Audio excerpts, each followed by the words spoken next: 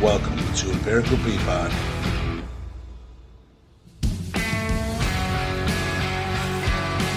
I'm your host, Tim Day. Thank you so much for continuing this journey with me, where I get to sit and talk to all my favorite people. You guys remember the drill. Don't forget to like, follow, share, subscribe, whatever is going on out there. Let's get into today's episode. All right, we are here with Anthony. How do you say your last name? Sorbera. Sorbera? Sorbet. Mm-hmm. Sorbet. Yep. See, we were just talking before we got on about how I eat too much ice cream. Sorbet. I also like sorbet. That's my email is iatesorbet@gmail.com. So. See, you get it. Yeah. You're secretly a fat kid in there somewhere. Well, 100%. It's not a secret. Oh, good, good. Because every time I see you, I'm always like, God, I wish you'd put a shirt on. I feel like I kept my shirt on a little bit more. Have you? You can feel my eyes on you? Yeah. Like, I don't think he likes this. Are you referencing the one picture on Instagram where I have my shirt off? Listen, I understand that it's literally only one picture, but like, come on. Hey. You already got a man bun? I know. Like, what are we trying to say here? I don't know. If you feel good, then just take it off. Fair enough. I think my hair is too thin at this stage of my life to grow anything. It out. Yeah. So I just wear a hat. I'm like, if I don't have to see it, I don't have to hate myself more. No. Where did you start? Have you been in Colorado your whole life? No, I was born in New Orleans. In New Orleans? Yeah, and really? Then I lived there for 7 years, and then moved to California, and mostly grew up in California. Really? Yeah, and then after college. So you went to most of elementary school, maybe not most, but part of elementary school down in Louisiana? Yeah. And I had a best friend down there, and after we moved to California, we would like fly back and see my best friend and good family friends. Really? Every year for like the first 3 or 4 years, I think. That's amazing. Like, yeah. I've moved 2 towns over before, and my parents are like, you're not going to see them ever again. Yeah. Enjoy. I think my parents missed their friends back in New Orleans too. Yeah. And so that's why we kind of got to go back. Do you remember any kind of culture shock there? Just because, like, I feel like New Orleans is a very specific kind of place. Yeah. Especially going to, where in California did you end up? So we went to Lodi, which is like, it's an hour south of Sacramento, but it's Central Valley. It's like dairy farms and vineyards and I guess less vineyards and more just like agriculture. Yeah. Like so not necessarily the SoCal or the Northern California experience. No, like I'm not a Bay Area kid really, right. And I'm not like the surfer SoCal. We're Central Valley. Amie likes to make fun of me and say that it's basically Illinois. It kind of sounds like the Midwest. I mean, a little bit. It is like pretty flat and, mostly agriculture and that kind of thing. So, what made your folks want to leave New Orleans? My dad finished his residency and then was looking for other places to live. I think this was after they had my brother. Yeah. And so that made 3 of us. And then they wanted 3 of us? 3. So being my sister brother? And my brother. I'm the oldest. Oh, and then you have a sister and a brother? Yeah. Yeah. And then they wanted somewhere, I think, a little bit easier to raise kids. Yeah. And so... Is it not easy to raise kids in New Orleans? I think just it being the city and like, they mostly moved for my dad's work. Yeah. He was a urologist, and so I guess they found better options out in California. That's pretty good. Yeah. Do you remember, like, did you have an accent? A little bit, but it's gone. Yeah. Yeah. It's been gone long enough. Yeah. I remember a little bit in elementary, like, people asking why I talked a little bit different, but I was young enough that it went away. I was like, it wasn't something like that created, like, you were, like, aware of it. You were just like, oh, it's just this thing. Yeah. With you and your perfect life.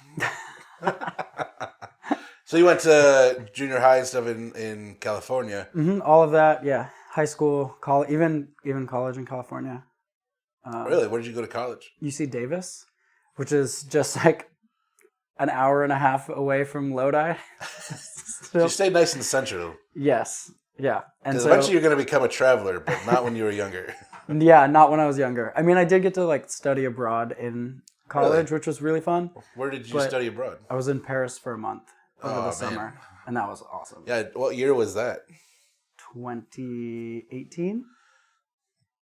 Was it? No. That would have been like 2016. Sorry. In my brain, I was like, hey, I went to Paris a long time ago. Maybe that's when Anthony was in college.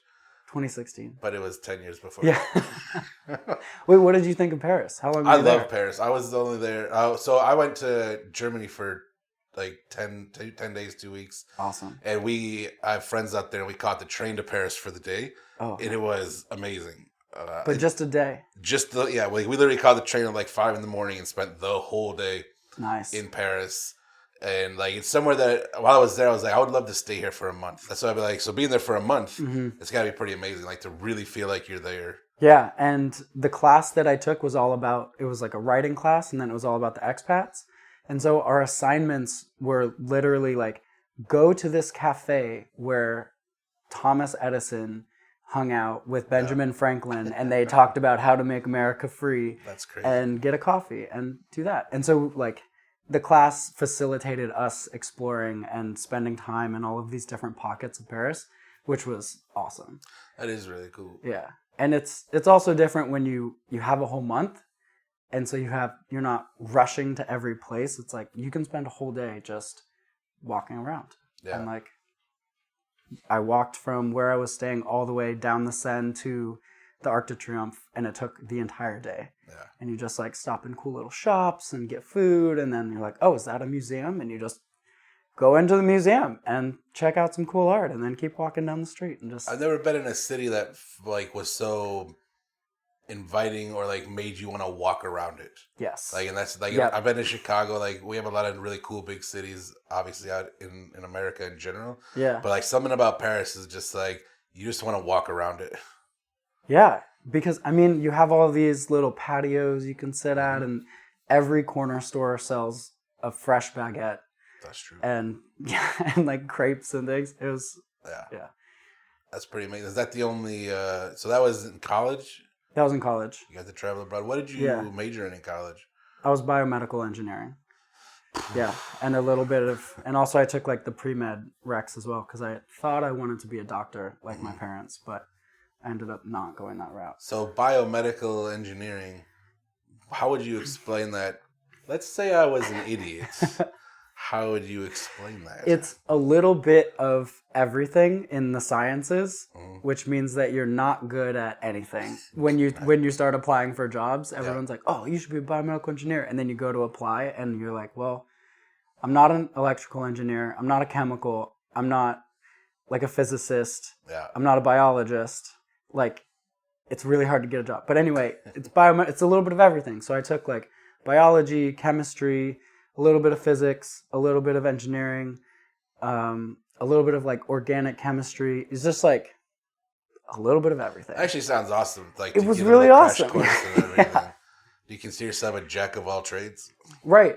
Which is like, it sounds like it would be good, but you end up in the real world when people make teams to accomplish some sort of task. Those fields, they usually want a specialist. Exactly. You want a specialist in each. Right. So it's like, oh, we're going to make a prosthetic, right? Mm-hmm. So we want, an anatomist or a biologist who really knows the anatomy. Right. And then like a neuroscientist who can, really know how the neurons are going to work. Yeah. And then an electrical engineer who's going to handle the electric part. And then like, another, maybe a civil engineer or someone with that kind of like physical material science person. Yeah.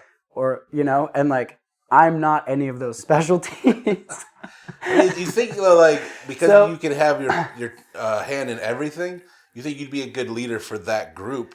Right, but if you're an entry level, if you're just out of college, you're not going to lead a team, and so that was the problem I ran into, where you're like, yes, that would be great to be the leader of that team, but like you're 22 and an entry level, you're not going to lead a team on prostheses. So what did you do then with that right out of college? So this was like totally random, but my senior project, we like 3D printed custom like face or like face coverings for dogs with facial injuries. Really? Yeah. So like little puppies, they, if they experience any sort of facial trauma, there isn't a good way to keep the bones in place while they heal. And so, like you can try to use a cone, but they're puppies and they like, absolutely. Yeah.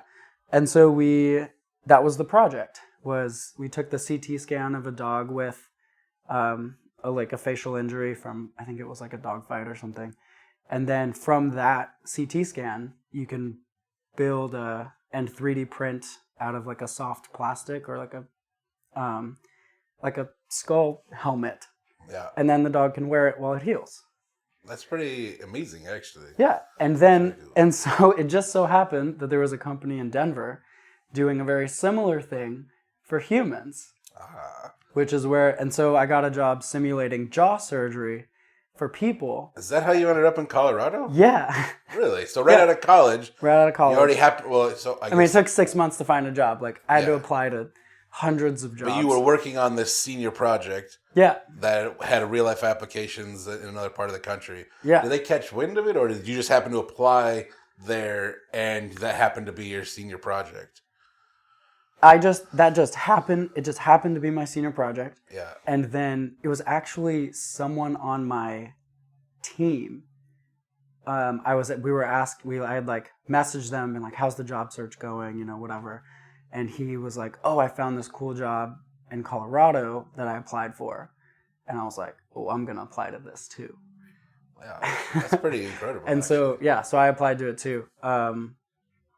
And ended up out here. Yeah, and so then I'm simulating jaw surgery I was simulating jaw surgery for people. Now, when you say simulating jaw surgery, I need you to break that down to another...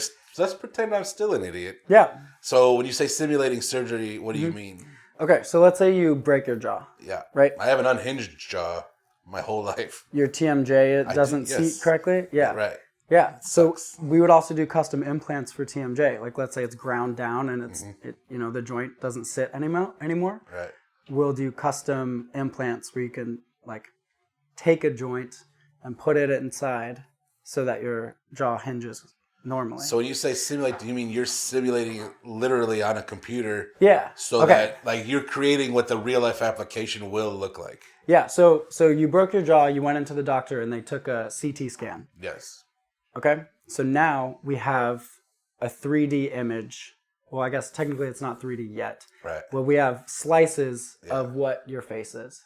So we can take all those slices and then turn it into like a 3D model. Right. So now we have a 3D model of your face. Yeah. And now that it's a 3D model, we can make cuts and adjustments and build things off of it. And so we use it as a reference. And my job this is a whole team that does this, right? But my job specifically was as the liaison to the surgeon. So I would get on a phone on like a Skype meeting with the surgeon. Like, hey, hello, this is Anthony with 3D Systems. Nice to meet you, Dr. So-and-so. Here's patient X. And is this the procedure that you're looking to do? Can you see my screen? And then I would share my screen with them and like, here's their patient. And the doctor would say, I'd like to take 5 millimeters off of the, coronoid process. Yeah. And then, move the whole jaw 3 millimeters forward, stuff like that. And so we could, make those cuts, move the jaw around. And when the doctor said that's good, we'd be like, okay. And then we can make cutting guides based off of that. We can make custom plates based off of that simulation. And then 3D print it and send those physical parts to the surgeon to use for surgery. That's insane. So it sounds like you're doing the surgeon's job, like a pre-job, basically. You're doing it before him. Yeah. And giving him the guidelines to do it successfully. Yes. Yeah, exactly. And the reason that the surgeons loved this is because without the computer program doing it, they would have to do it manually. Right. Yeah, or it was more of in some of these cases, it was more of like an artist, right, or like a woodworker, where you go in as the surgeon and you need to understand the angles of the bone and what angles do I need to cut it at so that it, forms the jaw correctly? Yeah. And that kind of thing. That's insane to me to think of, like, because usually you'd be like, oh, I want to have a good surgeon. But it really depends on who is designing the program that the surgeon's using. I think, no, I won't take anything away from the surgeons. You still need to know how to do surgery. Sure, but you're basically giving them a tracing paper. Yes. Yeah.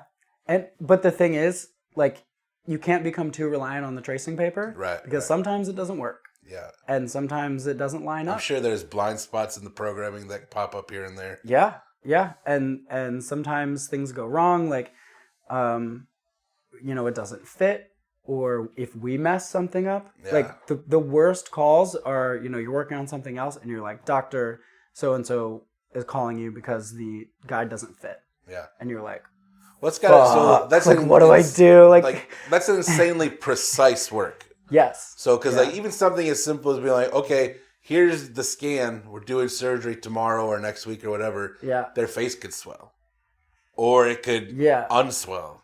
Yeah. So, like, because if it's off a couple millimeters, the whole system is shot. Exactly. Yeah. And so there's a lot of dependency on the technology too. Like, is the scan accurate enough? Because sometimes the scan, if you're not accurate to a millimeter, that's a significant. Like, we're working in millimeters. Right. We're working in half millimeters. Yeah. So now things don't fit and things don't line up. Yeah, it's insane to think about. I feel like it's a whole industry that nobody knew existed. At least I never knew existed. I mean, I had no idea it existed until you started doing it. Yeah. So you've been doing that. You said you've been there for a couple of years. So I worked there for 5 years. Okay, your new job is similar. Or no, your new job is way totally different. different. We'll get there. Yeah. I do things other than climb sometimes. I still refuse to believe. I think everything you're saying is fabricated. I'm pretty sure under jobs it just says you're a climber. Which we'll also get to. Actually, let's jump into that real quick as we're moving. Yeah. Before you ended up in Colorado, did you? I know you were in the Illinois of Colorado. Yeah. Of California. Yeah. I feel like you weren't anywhere where climbing would have been a thing. So it wasn't really probably introduced until Colorado, or were you aware of it before that? I was aware of it. I took like a half a credit, whatever, like college quarter, and did indoor climbing. Okay. And then I climbed one time outside. Oh, where at that one time? In Yosemite. But it was just like one sport route in Yosemite, and that's it. And that was the total extent of my climbing in California. But you were at least interested in indoor climbing. Was that just like... It was just for fun, like me and some friends. Like a workout kind of more of a thing? Yeah, it was like a half a credit workout class. Because I've always loved, it's not a secret that I'm not the most athletic guy. But something about climbing always sounded amazing to me. It is, yeah. It seems incredible. And I've always wanted to get to a place where I could at least attempt it. And hopefully not die. Or even die, I don't care. But like just have fun climbing would be cool. So it had to. Did you go back to it then when you got to Colorado, where you're like, "Holy hell, there's mountains here, and I should take my shirt off and run up these mountains"? Well, I mostly did the first part, did the take my shirt off and run around mountains because I was really into running. I got really into trail running and trying to hike 14ers and all that kind of stuff. And then I had some coworkers who were into climbing. And so, I went climbing with them. They were like, "Oh, we're going to go after work." I was like, "Yeah, I want to try this, of course." Yeah. And that's, and I loved it. I absolutely loved it. Yeah, so good. It's a whole different kind of culture, too, because I feel like it turns communal, right? There's a climbing community out there. Yeah, and that's also how I met a lot of my friends in Colorado. Just going to the climbing gym and climbing and meeting people, and everyone's really nice. And that's really how I met most of my friends was through climbing. Realistically, coming there, kind of being a stranger in a new place. I've never really made work friends before. Yeah. It's just I don't know, for some reason I just don't. I'm just here to work. I'll have fun. We'll have fun while we're here. Yeah. But I have a whole different life outside of here. So I feel like if it was something like that, it'd be at least like you can bond over that, right? Yeah, yeah. And it was really only the one friend that I've made at 3D Systems that kind of remained my friend. Yeah, and you guys are friends from California. Yeah, and then friends from California. But in terms of like work, like I don't know, going to your work friends idea, like he was the only, just because he climbed and we climbed together, that was the only reason we hung out outside of work. Like I haven't had any other work friends where we like hang out outside of work. So, well, I feel like it could be incriminating also, right? Like, I don't want to mix my private life with my work life. Yeah. Stuff like that. Plus, like, I've always, eventually, sometimes was like supervisor. Yeah. I'm like, I'm not allowed to have friends now. But climbing really got me because it was all of the things that I really loved to do kind of bundled up into one. Like, I loved hiking, and so you can hike to lots of different places, and the exploratory aspect of it, you're seeing all these new different areas of Colorado and different views that most people wouldn't get to see, like getting to the top of some of these mountains and stuff. That's actually got to be a big thing. And I got to think that like getting out there and like somewhere where you can only get to by climbing, it's like a whole new world. It's a totally different world. It's applicable everywhere. Like every national park, you can go to the top of most of those mountains. Like it's not in the trail guide, right? Yeah. But most of those mountains you can climb.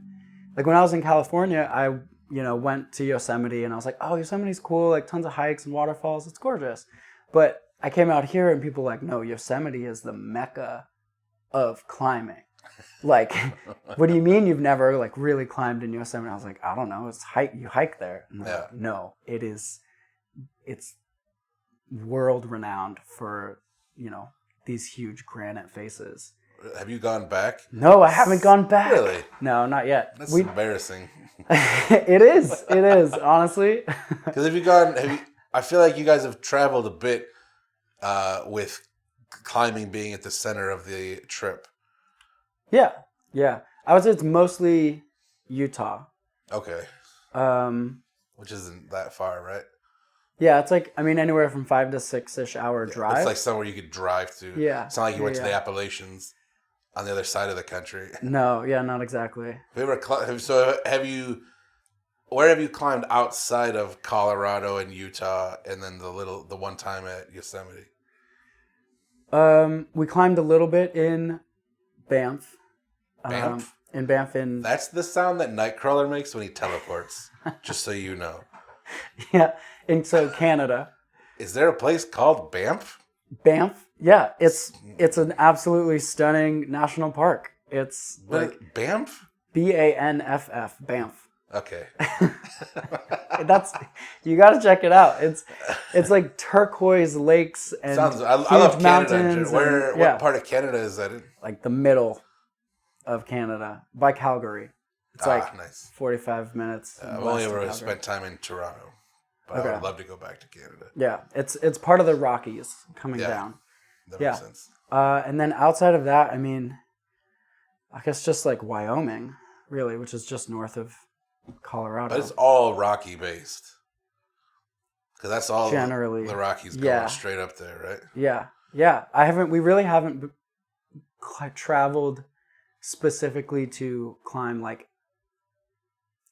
but the climbing is so good in Colorado that we're still... Sounds like you have no basis for reference. We're still tadpoles. That's true. I think is the thing too. I guess because in my head, you've been doing it for a long time, but realistically we're talking 5-6 years. Yeah. So it's not crazy long time. Just long enough to really, all right, now I'm really getting into this. Yeah. Yeah, I think so. And it kind of comes in waves. You'll climb a little bit more during one season or year of your life than you will in another. And Amie and I are just getting to that point where we feel like we could do bigger things for fun. Yeah. Because it takes a while to build up that confidence and strength. And I'd be curious too, what's it like because bringing her into it, as obviously everybody starts at 0, but then you're always going to be 5 years ahead of her or a few years ahead of her. Yeah. But getting her confidence up as well. She's a quick learner and she's one of the most annoyingly determined people. So like she's gonna be good at it. She has no. She will. Otherwise, she says there's no other choice. She's just that annoying person. Well, she had already climbed before me. Really? Oh yeah.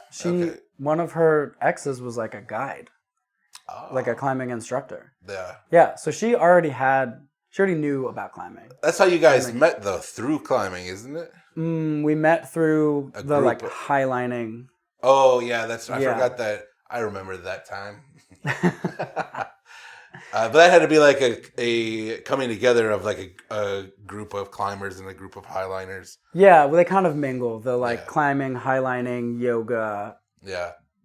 I guess, and then there's like base jumping and those kind of people. That was the festival that it's called Gobble Gobble Bitches. Yeah, it's in Utah. It's around Thanksgiving, which is why it's called the Gobble Gobble Bitches. Yeah. It sounds awesome. It is awesome. Base jumping also sounds awesome. Is that too spicy for you? It's a little spicy for me. I've gone. What is it? Spelunking? Skydiving. Oh, skydiving, really? Yeah. You think base jumping is worse than skydiving? Yeah, you have less time to figure out what happens if something goes wrong. Yeah, but also less time to like worry about it because you'll be dead. I'm always a bright side guy. Which is why I'd rather be higher up in the air. So you have more. We've got that whole time to stress about, my parachute didn't open. Well, then you're like, well, I might as well enjoy the view while I'm up here. Like you can go through phases of understanding before you're like, oh, it didn't work. You have plenty of time to go through all the stages of grief. Yeah. Beautiful. I want to talk specifically about rock climbing. Because there's nothing in my life I can really compare it to. Like the closest thing is like fishing. Yeah. Which is so off base. But I'm curious, like, there's got to be rules and regulations. Because, like you just said a minute ago, you can literally climb it anywhere in these places. Is that true? Yeah. Like, at what point? Because, like, I need to know how the setup works. Because I have a made-up thing in my brain. Yeah, what are you working with? What are we working with? Carabiners and ropes and picks that you insert into, like... The rope has to be attached to something. Yeah. So the picks is like they're called pitons. Okay. That was like 40 years ago. Really? Yeah. Okay, you're not allowed to leave pitons in. That's what I was curious about. There's no way you can just have free access, damaging the rocks all the time. Not anymore. So, what does your gear look like then? So I guess it depends on the type of climbing that you're doing. Fair enough. But just in a generic sense. In a generic sense, well, there's two main types with ropes. There's sport climbing. Mm-hmm. And so with sport climbing, the bolts, it's like metal bolts are drilled into the rock and like glued in. Yeah. And those are like pre-drilled. So that's already there. That's already there. And all you need is a carabiner and a rope to attach yourself to those bolts. So then you can't, that would be just in predestined places. Exactly. You can't just do that anywhere. Correct. But then there's this other setup. Mm-hmm. And that was there was like an act that was just passed about like bolting in national parks, and like you're not allowed to just like throw bolts up the face of these beautiful rocks, right?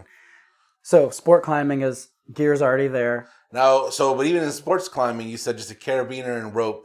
Yeah. How are you attaching that? Like how are you getting up the mountain? So. You have your they're called quick draws. So it's a carabiner on each side. Yes. It's linked by some sort of cloth or whatever. Yeah. Anyway, you clip one end into the bolt. Yeah. And then you clip the other end into the rope, and you're also attached to the rope. Right, but now you're also attached to the rock. Exactly. So that's got you. Yeah. And then Amie is belaying me down from the bottom. Belaying. So someone has to be holding on to the other end of the rope. Right. So that when I fall. So I'm going up. Yeah. Right? And then I clip in. When I fall, it's pulling all the slack out. So you need someone holding the other otherwise end you're just gonna hit so that I don't fall at the bottom. Out. Yeah. Okay, so that makes sense. But then how are you moving up? So then you keep the rope can pass through the carabiner, right? Yes. And so I keep climbing, and then I get to another bolt, and I clip into that one. So they're close enough to where it's like I clip in, I move up, I unclip, reclip. No, do you have you multiple don't. I have, carabiners? you go with multiple carabiners. So you'll have like 10 to 12. Okay, so you're carabining each clip on the way up. Yeah, and you're not. In my head, I'm like, you just have one, and there's this dangerous spot where you have to unclip and clip the next one. That would be terrifying. That would be. Yeah, no. So think of them as little checkpoints. Okay, and so yeah. every like 7 to 10. I mean, it depends on. It depends on who bolted it. Right. But let's say. I think there's more challenging ones too. Like, is there levels? Exactly. Yes, right. There's levels. But every, let's say 7 feet, there's another checkpoint. Okay. And so you climb up, clip the next checkpoint. So that in theory, then, if you do lose your grip, you only fall to that checkpoint as opposed to all the way down. You fall twice the distance that you had to the checkpoint. Okay. So because you have the rope, you have the distance that you are above it. Yes. You fall that distance, and then that amount of rope was loose, so then you fall that same distance that makes past sense it. too, yeah. Which But- sucks, but yeah. Right, but so with sport climbing, it's limited how far you're going to fall. Right. Because it's just however far you are from that next bolt or checkpoint. And you can rely on them pretty freaking well. That could be up to a 20-foot fall then. It can be. Based on the checks. And now, I presume then your harness, that wouldn't just be like around your waist, where it's going to snap your spine. No, so the harnesses now are around your waist and they have leg loops. Okay, so it's almost like you're going to fall sitting. Exactly. Yeah, you kind of fall into a seat. Okay. They used to, just wrap it around your waist and you. Yeah. And the nice thing now is the ropes are dynamic. Yeah. And so there's some stretch, which means that you don't just hit the end of the rope and snap your spine. Yeah, exactly. It kind of stretches slowly and you as it catches you. So you actually fall a little bit more than just the length of the rope because the rope will stretch. Yeah. But you want it to do. For sure. Yeah. So then that's sport climbing. That's sport climbing. And then there's trad climbing or traditional climbing where there's no bolts. God, do they really call it trad climbing? Trad. Yeah, they call it trad. So trad, bro? Yeah, trad dad. Call them trad dads. Now, traditional climbing includes that doesn't have the bolts. This is where you can go anywhere. This is where you can go anywhere. Now, this is what I'm curious my to see how absolute favorite type because it's so adventurous and fun and wild. But in addition to all of the carabiners that you have. So it's still checkpoint based. It's still checkpoint based. Interesting. But you also bring the gear that's going to save you. So if there's a crack in the rock, I place either a nut or a cam. And so a nut it's just like a piece of metal that's a certain size. Yeah. And you just slot it into the crack and then it won't come out if you pull it down, essentially. Right. How do you get it out then? You push up on it and okay, so it locks in place. Locks in. Well, I mean it's as well as you place it. Right. But so this is then, like we were saying, this shouldn't be damaging the rocks, the face of the rocks. It's using already imperfections that are built in. Exactly. So that's got to really change where you're placing these things. Yes, and so you end up going quite a ways without a checkpoint. Yeah, it's a little bit of a double-edged sword because you can, if there's a lot of places to place protection, you can place a lot more checkpoints than sport because sport you're limited to where it already is, where the bolts are whoever bolted them put them. Yeah. But with trad, it's like, oh, I don't feel comfortable. I can place right here, right in front of me, and I can put another one right above it and another one right above it. Yeah. And so, I mean, you can only place as many pieces as you have, pieces of gear that you have. So you have to be conscious of well, if I place all of my, cams or all of my fist-sized pieces, how am I going to manage that section above me? Yeah. Yeah. And so, so you have nuts and then cams. Do you know what cams are? No. Okay, so it's essentially like a metal spring. Okay. Or it's a metal spring-loaded head that can get smaller and it widens. Okay. And so you make it smaller, and then you put it into the crack, and then open it, and then it automatically opens up. And so it's the friction of the lobes of the cam against the rock that holds you in. And then it's easy to just twist it and come on out. Exactly. Right. Yeah. And so there's like a little bit of finesse in terms of how to place them and where to place them and like what is actually going to save you, because you're trusting your own placements should you fall. Right. Yeah. Yeah. So you still, all that stuff is just for safety. And it's just, you are still climbing the correct. mountain. Yeah. I still, hands and feet have to climb the rock. Now, and then you don't wear anything fancy to do that. Just the shoes. They have like spikes in them? No, it's rubber. Think like slightly grippy. Yeah, like mountain goat. Like right. You're essentially making your toe a little bit smaller and you're using a higher friction. Like I wish you wore the rubber toes. the toe shoes. God, that would just make the whole douchebag outfit perfect. You really want me to be this like climbing? I've decided who you are as a person. Oh, you already knew who I am. Okay, great. Hey, we're learning the truth now, but I'm just like, no, I refuse. He's gonna always be this guy. Yeah. But that's still amazing. So that you can do anywhere where you're not necessarily designed. It's not designed to climb. It's just a rock. Right. Yeah. And like having like the toe support makes sense if you have somewhere to grab. Yeah. Yeah. And you're not creating that as you're going. That's just and a lot of rock is flat, like, or they'll have little tiny holds. And yeah. I mean, luckily there are a lot of resources that, there are pre-existing routes and they're graded on, whatever scale you want to use, but they're graded. And you're like, well, I know I can do a 5.8, but a 5.9 is going to be really hard. Now, what does that mean? That's part of the scaling. Yeah, it's like... what does the scale look like? So it starts at... Okay, here, the best way to explain it is like, it starts at hiking. Okay. Right? So, and they'll say like class 1 hikes. Yeah. And a class 1 is like a nature walk. Sure. Like you're walking on a paved path. You could take your grandma. Like I like to call them nature walks. Nature walks. Because nature is neat. And then class 2, it's like, oh, you might have a little bit of loose rock. Things are getting a little steeper. There might be some stairs. Yeah. Class 2, a little bit harder. But you don't have to use your hands. You could totally take a dog. Easy. Class 3 gets a little bit steeper. It would be difficult for a dog. You might use your hands a little bit. You might be scrambling over some things, but not crazy. Class 4, it would be, I don't really think you could take a dog. Like, you're definitely going to use your hands. Yeah. But you're not quite climbing. I'd be curious to see a scenario where I'm using my hands to hike. I live in Illinois where it's mostly flat. Right, yeah, it's hard so I can't fathom like using my hands on a hike. Yeah. I understand scrambling. Like if there's a steep enough incline to try to get over, sure. Yeah. I've just never seen anything like that.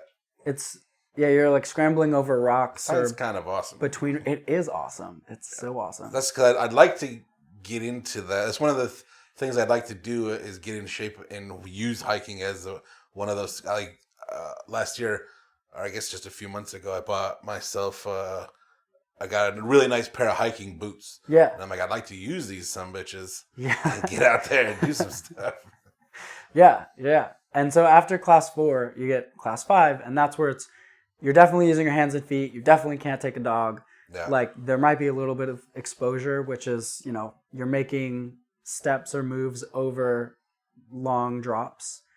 And then from 5, it goes like 5.0, 5.1. That's where it kind of turns into climbing. That's where it turns into climbing. Okay. So then it's 5.0, 5.1, 0.2, 0.3, 0.4, and it keeps going. All the way up to 6? No. It used to only go up to 9, but so stupid. It's gone harder. So it's so dumb. But it goes all the way up to 5.9 and then 5.10. What? Yes, I know. That's just 5.1 again. It is just 5.1 again, but it's 5.10. And then at 10, it breaks into A, B, C, D. So there's 510A, 510B. We have plenty of numbers. I don't understand what the deal is here. They wanted a different way to separate it out. They were like, this isn't pretentious enough.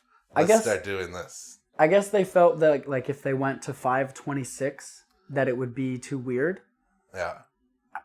I don't know. I didn't make the system. This is just how it is. And so right now, I think the hardest route Do ever they change climbed, though? Like I can understand. All right, you get to 5, it switches to like more it's climbing. more You're probably trad climbing. it's climbing. You're gonna use a rope. So, but that usually. makes sense to go 5.1 all the way up to 0.9. Is there a noticeable change then at 5.10 or 5? Did you say 5.10A? Yeah, 10A. Does it feel like a different change there as well? Well, so I think the real reason that it ended at 10, or the 10 started, is because previously we didn't have the protection and climbing wasn't quite as well known. Mm-hmm. And so it did only go to 5.9. Like that was as hard as it got. Right. But as, the sport grew and the protection got better, like now we're using nuts and cams and they're light and easy to use and people are incredible climbers. Has that always been around since you've been climbing? Since I've been climbing, yeah. Okay. Like I didn't start with I never had pitons and all that stuff. I came in with all the fancy gear and that was great. But that was as hard as it got, was 5.9. Yeah. And then people got better and they're like, well, this route is harder, significantly harder. And so we don't really want to call it 5.9. Right. So it became 5.10, and now I think the hardest route in the world is like 5.15. Wow. Something. I don't know, B or D or whatever. Anyway, that's the hardest in the world. But it used to only go to 5.9. Yeah. And then now it goes harder. And so a relic of that is the really old routes are graded a lot harder. It's called sandbagged, but it's graded a lot harder than what we would call it today. Because of the old system. Yeah. Do you is there like little markers on the when you go to a sport one for instance where it's all built into the thing anyway? Do people sign their name after they've completed it? Is that a thing? At the top of really popular multi-pitch routes, at the top of some of these mountains, there'll be a log. If it's a really classic, intense, hard route. I'm pretty sure at the top of the Grand there is, but there's a literal log? No, yeah, a literal a tin box with paper and a pen, and you can log. And there's one at the top of Castleton. Does you bury it a little bit so it doesn't? Yeah, get it's lost? a little bit under some. There's a pile of rocks, and then underneath the pile is a little log. And have you signed those? Yeah, of course. Can't decide if that's awesome or terrible. If you get there, it feels like an accomplishment. Yeah, it's an accomplishment, and it's not at the top of every route. Right. It's at the top of something that was this is hard. Yeah. It took you, 4 hours, 6 hours, 8 hours. Who knows? 8 hours just of climbing. Yeah, that's how long the petite took me and Amy. 8 hours of just climbing. Now. It's not the hike. That's not getting down. It's just the climbing part. Yeah, so you'd have had to hike into that. Yep. And then climb for 8 hours. Yep. And then, now, is that top to bottom or is that just one way? No, that's just to the top. And then, so then another 8 hours to get down. Well, probably faster to get down. Faster to get down. 2 hours to get down. And then you have to hike out. But so, man, 8 hours to get up and 2 hours to get down. Can you mostly just kind of slack down pretty quick? And taking, is that a sport one or that's No, so all right, so if you're you're doing a multi-pitch route. Yeah. So I climb up. Uh-huh. I do, Are you two attached together? Yeah, we're both attached to the rope. Okay, same rope. Same rope. You're both attached to one rope. We're both attached to one rope. So that the pistons and the cams have to hold both of you. If we were to, and both fall. Right. Well, so you're looking at, not just, 150, 200 pounds, 350. Oh, yeah. No, I mean, I'm 200 pounds. So, That's what I mean. Yeah. It's got to hold almost double that. Plus. She's a tiny, adorable lady, but but still, it's got to hold a lot more weight. Plus all the gear. Yeah. That's another thing. How much is the gear per person? Well, it's not really. You only need one set of it, but it's probably close to 10 to 15 pounds. Yeah, which still yeah, especially when you have to carry it in. Carry it in. And up. And up. And down and out. Yeah. And the rope. 15 pounds and the will whip rope your ass. weighs something too. The rope is another. That should be part of gear. Well, yeah. I guess what you're saying. I guess then you're looking at 20 plus pounds for sure. But so one person climbs up. Yeah. So I would climb up and make an anchor. So use like 3 or 4 pieces. Right. Build an anchor that I feel confident in. Yeah. And then anchor myself to that. Yeah. That is what's holding us now, halfway up this rock. Attaching climbs up, picks up all the little gear that I left for my protection. So as she's attaching to a new cam or whatever. No, she's attached. Oh, so she's on the rope. So she's picking up everything. Exactly. So I you're made the an new anchor. center point. Exactly. Okay. I'm the new official checkpoint. Yes. And then she climbs up, grabs So all the little pieces that she's were basically left. hanging off you, other than her climbing ability. Exactly. Okay. Yeah. Yeah. And then she meets up with me at the anchor, and passes me the gear. Okay. And then so that whole thing is the 8-hour short little 20 to 40 feet apiece. No, it's probably closer to like 150, Really? 100 to 150 feet per piece. length. Yeah. And so how tall was the petite? The petite is, I want to say it's like 600 feet of climbing. And you're going at roughly 100 feet per that, and it takes 8 hours to get up. We're not super fast climbers. Well, sure, but still, like you're not beginners, right? But you're not like professionals either. We did it in 7 pitches. Okay. So yeah, almost 100 feet per pitch, maybe a little. Is one less. whole thing you were just talking about a pitch? Yeah, sorry, one length of rope, or not necessarily length of rope, but one checkpoint to the other. It looks like a caterpillar going up the mountain. Think like inchworm going up. One person goes up, the other person meets up, and you kind of.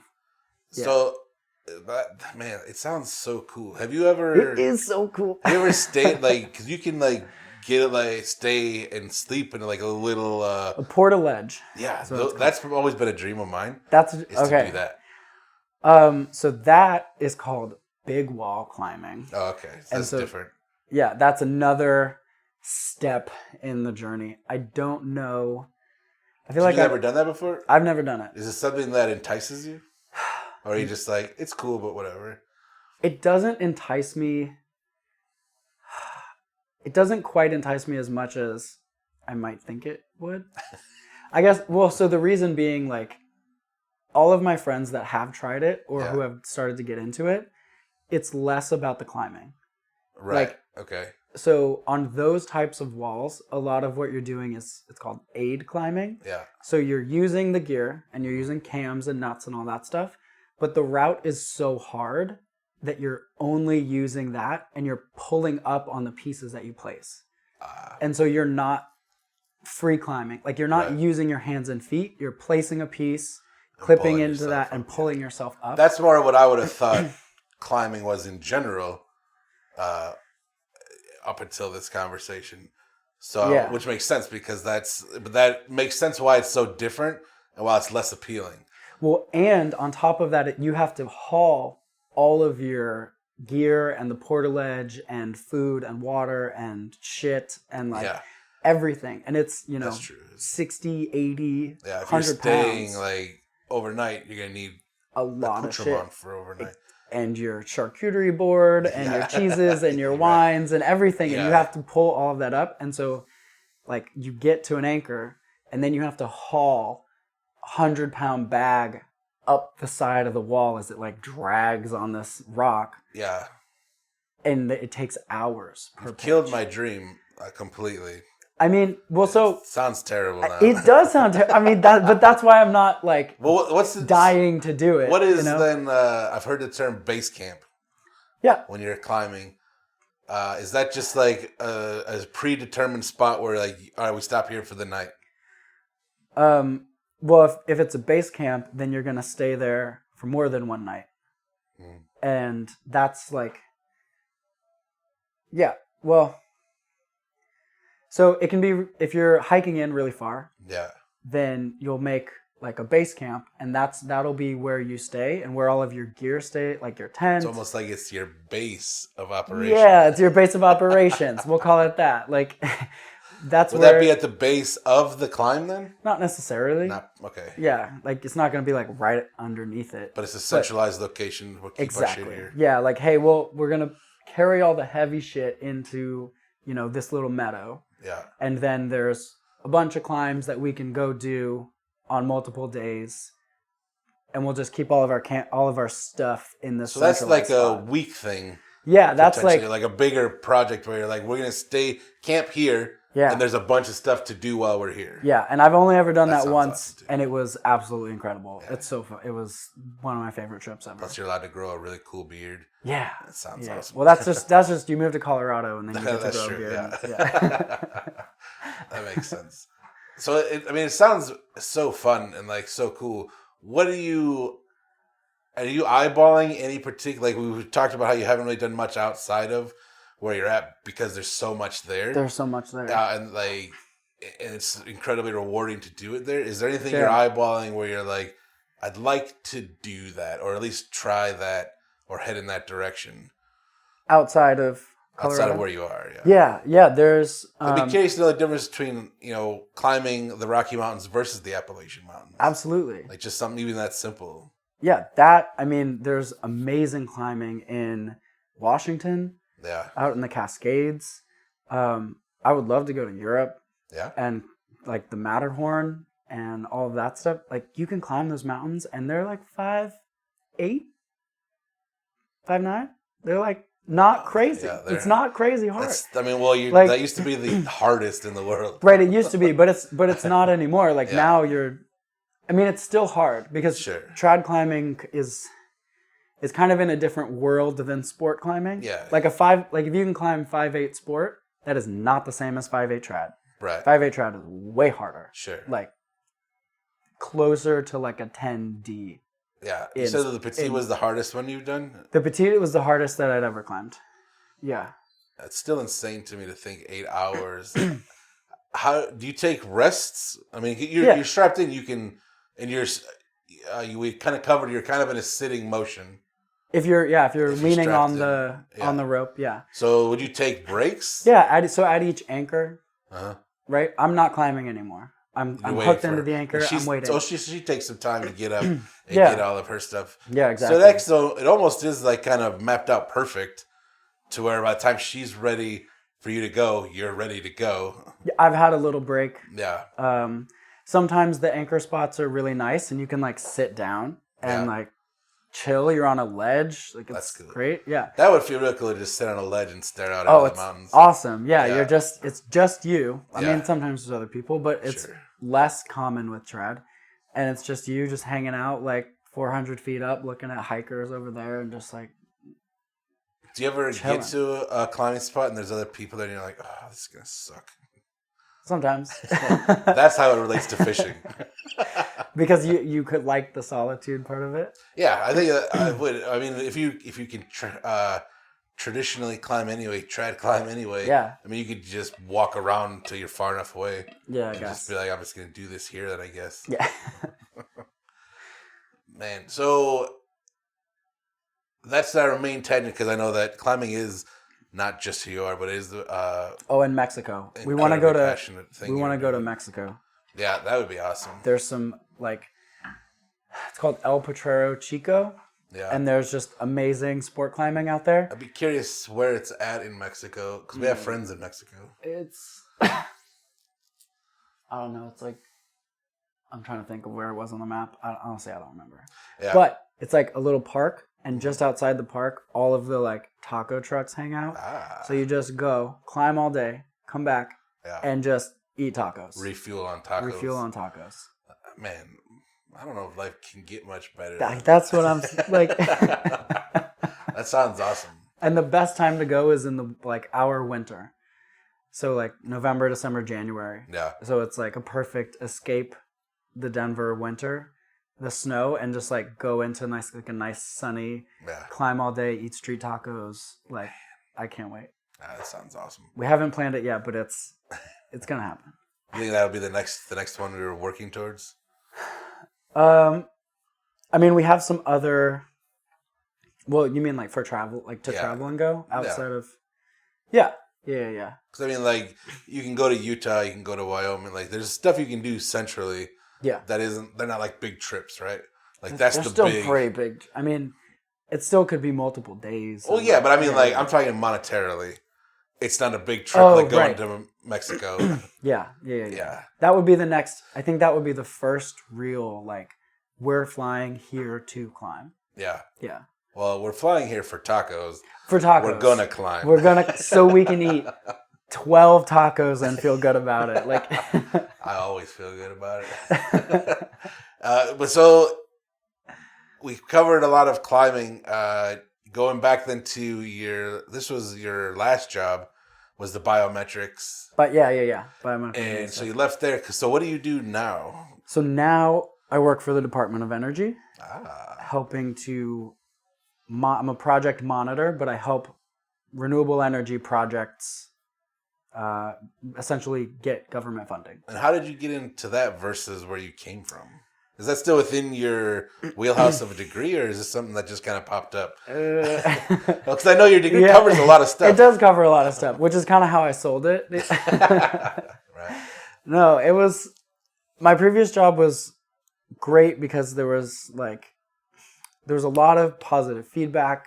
You're respected by the surgeon. Like, you would do it. You would get a case done, and like you got that dopamine from like, this is done. I sent it out. Yeah. We, as the engineers, did not get paid very well. Really? Like, the sales reps were making way more than we were. They're probably getting paid multiple commissions. Yeah, they were getting paid commissions on it, and they were also like kind of under a different company. It's tough with a sales position because you pay your own salary based on your sales to an extent. I know, but it was also just like, bogus. Dude, we were getting worked. Like, overtime, not getting paid, and just worked. Yeah. And there were a couple It's one of those things. It sounds like a high-paying job. It's exactly. But it's one of those things that I feel like there's a difference between, I make a high wage, but my value is not being met. Because I still have value here I'm not getting paid for. So I can sit here and tell you, like, if you told me, we made $20 an hour, I'd be like, Jesus Christ, that's a lot of money. Yeah. But that position is worth more than that. Right. And that's different than just saying, it's hard to just put a dollar amount on something. You have to see what it is actually worth. Right. And the other thing is, like, we were also in Denver. Yeah. And so $20 an hour didn't get us very far. Like, come to Chicago, bud. But I can't do this job in Chicago, that's true, right? Yeah. And Chicago doesn't have mountains. Like, no. You can climb skyscrapers, though. Oh. That'd be interesting. That would, yeah. If you go down south for a ways, it's at least a publicity. It's a little hilly. Oh, watch out. A couple rolling hills. That's a nice, Yeah. There's still nice hiking around. Yeah. But it is mostly flat. Yeah. No, so I really did. It was my first job out of college. And so I really did like everything that I could. It's crazy how professional it sounds right out of college. Like, you never had like a slack off job. Dude, I tried. So sick. I didn't have a job. It took me 6 months. Yeah. Post. And did you work during there, like just something to bring money in, or are you just like, I'll just wait? Well, I was slowly running out of money and increasing my credit card debt, and then like it was gonna be due, and I finally got this job like just in time. But I was like, fuck, I gotta make some money. Like, I don't know. And so I tried to work at a diner. I did like one day there, and then they just like didn't call me back. Let's say you're not really the server type. I feel like I'm nice and like charismatic and sure, but like I'm not the server type either. I'm nice and I can talk to people. Yeah, and I enjoy that. Yeah, but I feel like you're similar like me, where you don't have that sense of urgency that people want out of a server. Because I'm like, I just don't care about your stuff. Like, I'll get your ranch when I get to it, dude. Like, relax. Like, I'm going to get it right now. You need to calm down. Yeah, I don't know. Well, they never called me back. Yeah. So you're just too chill. I guess I don't feel like I'm that chill. Yeah, that's because you're from New Orleans, you're from California, you're from Colorado. Come hang out here for a couple months, and you're like, Jesus Christ, these waiters and waitresses are insane. Maybe. Yeah, I guess I don't know. I didn't feel like I was that chill. Maybe that's what it was. This guy's not chill enough. I'm not chill enough. Well, all I remember from that is they were so slow. Like there were like 4 people in this diner. Yeah. And it was taking 25 to 30 minutes to get food. Oh, that's ridiculous. Yeah, it was ridiculous. And I was like, man, they're taking a really long time back there. We didn't have a ton of people, but still it was taking a long time. And we were slowly running out of spoons. And I could see the spoons like dwindling down. And this is over the course of like 4 hours, right? Like service is not moving quickly. Yeah. And I was like, hey, like there's only 3 spoons left. Like, you know, do you want to show me how to like use the dishwasher? Like happy to help. Like, but we're starting to run out of spoons. Nothing. And then I'm like, hey, there's 2 spoons left. I see why they didn't call you. And back. I was like, hey, there's 1 spoon left. And I was like, do you want me to do it? He's like, no, don't touch the dishwasher. I was like, okay. And then I was like, we're out of spoons. Like, what? I've been saying this for an hour. Like, what? That's why I didn't call you back, because you thought you were the boss. Like, I don't need this hot shit guy coming in here. There's no spoons. Like, what am I supposed to do? Making me want to show him the dishwasher. Oh, I'm sorry. I volunteered to. Oh God, it was so dumb. So I identified a problem and offered to fix it. Right. It wasn't like I said, "There's no spoons." Like you need to get. I was like, "Show me how to use the dishwasher." Yeah. Like I don't. Oh, you want me to wash them? And he's like, "No, don't touch anything back here." Like I'm already sick of your attitude too. Okay, I 100% get it. But then that led to that went into the thing. But anyway, so I ended up with the biomedical job. I did everything I could. It's my first job. I'm like trying to do everything I could to like make myself valuable and like indispensable. And we had some clients in Australia, and so their time difference is pretty significant. Right. So I think it's about like 8 hours, and so they were frustrated because they didn't have good timing windows for their surgeons. Their surgeons either had to do the virtual call at like 6 a.m. or after 5 p.m. Right. And so we ran into this problem where the company didn't want to like invest in giving them extra hours because they didn't sell a lot of volume. And the sales reps were like, well, we can't sell volume if we can only provide these weird hours. Like we need normal hours so we can get more surgeons if you want more volume. And they kind of like butted heads for 3 years like that. Yeah. Right. And so I was like, oh, here's a need. I can do this. Like I can, like, let's figure this out. Like I'll work a shifted schedule. I'll work 2 p.m. to 11 p.m. Sunday to Thursday.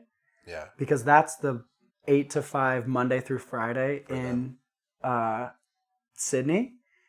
And there's multiple types of surgery, and there were kind of 2 teams that did, you know, each different type. And there were only a handful of people who knew how to do both types. And I was like, I can learn how to do the other type. Like it's a different software, but it's generally the same thing. I learned the other type. We did maxillofacial and then reconstruction, so I could do both.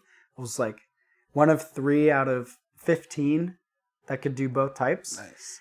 And I was working these shifted hours, or I like go in, I'm trying to like pitch this to my manager, right? And he's like, oh, maybe like, we don't know if you're going to have like enough volume. You know, we don't know if we won't increase your salary or whatever, but you know, we'll have you do it. And I was like, fuck, like, fine. Like, you're right. We don't know. Right. And so 9 months go by. I do all of this. I learn the other one. I'm one of 3 out of 15. Like I'm working shifted hours, which was hell, by the way. I'll bet. Yeah, it was rough. Because I was often working in the mornings too, because that's when our design teams are working. Yeah. And so they have questions, and like I can't wait until 2 p.m. because anyway, I was working extra. Yeah. And so 9 months go by, and I pull all of the numbers for like how productive we've been. How many cases have you done? Like they were worried that I would just be sitting around at 10 p.m. like not doing shit. And I wasn't. In terms of productivity, I was still in the top 3. Yeah. Like my hours are shifted. I had sales reps saying like, we absolutely appreciate this. Like the volume has increased. The doctors are very happy. Like we love working with Anthony. And I was like, here is this package of everything that is needed for me to make more money. Like, please. Right. You know? Yeah. And nothing. Really? Dude. Like, that's proven... Dude. Like, that's crazy. Yeah. Is that when you were like, maybe it's time to start looking around? Oh, 100%. Yeah. That's when I was like, fuck this place. Yeah. Like, if I'm just going to be stuck here with getting paid something that doesn't scale into the future, like, the position we were in was, this is what you do. Yeah. And until, like, the team leads graduate out, which they weren't going to because they were, like, mid-30s. Yeah. They were going to stay there. They got homes and kids, and they weren't changing. Right. And it's still such a small industry. It's a small, and so, there's no one else that does it. Right. You're super specialized. You sign a non-compete, so like you're not allowed to just like hop over to another company. Yeah, and and so I was just like looking around for anything, like just literally any other job. I tried biomedical, couldn't find anything. Like it took me another 6 months to like try to get a new job.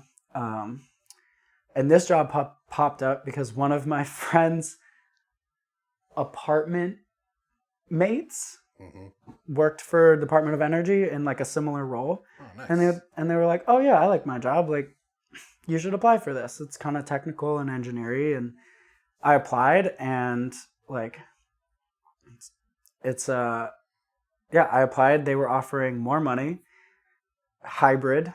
So I only go into the office on Tuesdays, and otherwise I work remote. Yeah. Whereas my previous job was fully in the office all the time, even during COVID. Yeah. And then every other Friday off. And I was like... You can't really argue with that. That's pretty great. Like, fuck, that sounds awesome. Yeah, that's pretty good. And so I came back to once I like kind of had the offer, I came back to my other job and I was like, hey, I'm putting in my 2 week, or like, I have this job offer for... Did you try to pit them against each other first? Oh, yeah, 100%. Yeah. I was like, if you guys want to pay me, more, and, like, this is what I have. More money. Right. I had, it was like a 20% raise off of what I was already making. Yeah. Yeah, it was like 20% plus all this extra stuff. What do you think? And the manager was like, that sounds like a really good offer. Well, I think you should take it. Yeah, he's like, I think you should take it. And I was like... You guys fucking suck. Like, what? Yeah. I think that's telling because you enjoyed what you were doing. It was rewarding. It was super rewarding. But I feel like what you then transitioned to doing with the Department of Energy, though, is maybe it wasn't like the forefront of your life, but it's something you already cared about. Exactly. Yeah, it's still a mission that I cared about. It's renewable energy. Right. It's still, like, it's really cool because you're managing these projects that are on like the cutting edge of science and technology. Yeah. Like these are... They're also critical because of like, that's, we're so centralized and focused on this right now. Yeah. To try to sustain humanity. Right. On non-fossil means. Right, exactly. Yeah. So like being at the forefront of that is pretty amazing. Amazing. Yeah. So amazing. And... Also you are doing this also on a global level. You literally... What, 2 days ago? Just got back from Singapore? A week ago. A week ago. Exactly a week ago we got back from Singapore. Yeah, so you went to Singapore for work. For work. To basically go to Singapore to talk about renewable energy. Yeah. And like, here's what we're doing, here's what you guys can do. Like, that's insane. The Singapore, and I also went to Oslo, to Norway. Oh, nice. Yeah, I feel like they already have it figured out. They're pretty advanced in They're pretty advanced. Yeah. Like, they should probably come to us. But how beautiful is Oslo? Amazing. Like because I feel like if I went there, I'd be like, I don't need to leave. I didn't want to leave. Amazing. Oh, I didn't want to leave at all. Yeah. I walked everywhere. Yeah. I made sure just even for work stuff. Like they're like, oh, we're going to this dinner, and I was like, it's gonna take 45 minutes to walk there. An hour, I'm gonna walk. Yeah. No, I'm serious. I would walk. I was like, that's awesome. The city is gorgeous. Amy didn't get to go to that one, did she? She did not get to go to that one. That's a shame. I know. That's cool though. I know, but we'll have to get out there at some point. But yeah, it's the crazy part is that like that's not part of my job description. Right. The maritime international stuff is not part of my job description at all. Like I'm mainly what I'm paid, or I guess I'm paid for government support. So, but the main job is domestic renewable energy projects. Yeah. Yeah. Which I think just makes it even cooler that you get to do that stuff. Yeah, and it makes it even more fun. They're paying for it, so they clearly see the value of it. Right, there is and I'm value sure in you've it, got stuff out of it. Like, it's important. You're making contacts. You're Yeah. seeing things on a global level. Like, it's a whole new... It's like a paradigm shift in your brain. Dude. Like, to see stuff like that. To sit in the... I'm constantly just super excited and, like, giddy to be in the same room as, like, these multi-billion-dollar CEOs who are deciding if they want to invest their money. And, like, our job is really to listen and be like, look, the government can't do this by itself. Like, we need industry to want to do this. Right. So what do you guys need to invest your trillions of dollars? Yeah. I mean, it really, not for nothing, it's a tough sale. Oh, which is silly because, like, the only good part is, like, hey, we're going to improve the world in general. And, like, people are like, yeah, but... Okay, let's say you're a ship owner. Yeah. And I'm trying to pitch this to you, right? And I was like, all right, you can go green, but you're going to have to use a new fuel that costs 3 times the fuel that you normally use. Right. In addition to costing 3 times as much, it's half as energy dense. Mm-hmm. So all of your boats are going to need twice as much storage for the fuel to go the same distance, which is going to cut into your cargo load, which cuts into your bottom line, right? So not only are you paying more for fuel, you have less room for cargo. The engines kind of exist, but they're not commercially. The technology is not commercially available. Yeah. And the ports don't currently bunker this fuel. And the volumes of the fuel are not currently available. Please invest in this technology. But not for nothing, it's in its infancy. That's the whole point, is that it's in its infancy. Exactly. And we're growing, because that is changing constantly. Right. Like, it's evolving at a probably a breakneck pace. Yes. And these investments are helping that, so your pitch becomes better as you go. That is our job. So what the government can do is invest in, like, kind of research and like the research studies and things like that to help provide the information needed. Right. To, like, make these steps forward. Yeah. You know, like, we're currently funding research into ammonia engines, or, like, using ammonia as a fuel with biofuels as the pilot fuel. What do you mean by pilot fuel? So a normal marine engine, instead of car engines, right? It's four stroke, right? Yeah, so intake, compression, ignition, expansion, and then exhaust. Yeah. Okay. Marine, it's just 2-stroke. And there's no spark plugs. So you just, like, intake all of the fuel. Yeah. And then it, like, compresses and just ignites. Like, it just ignites from the compression. Yeah. Okay. So ammonia does not just ignite from the compression. It's not a good fuel. Yeah. So you need another fuel in there, or another chemical in there, that will ignite with the compression. Then why do we need the ammonia in the first place? We want to use the ammonia because it's a more easily available, renewable fuel. We can make ammonia without fossil. So it's almost like, instead of needing 5 gallons to start this motor, we'll use 2 gallons to start the motor and the rest ammonia. Exactly. And the 2 gallons we can make out of biofuel. Yeah. Right? We don't have enough. Ideally, we could just make, like, biofuel could just cover everything, and then we don't have to do any transition. Right. Really, because the biofuel uses the same everything. That's the end game, but that's where we're headed eventually. But we don't have enough we don't have enough feedstock. We don't have enough trees to do that, essentially. We don't have enough waste and, like, corn stalks and, like, pistachio shells to turn into fuel to cover the whole maritime industry.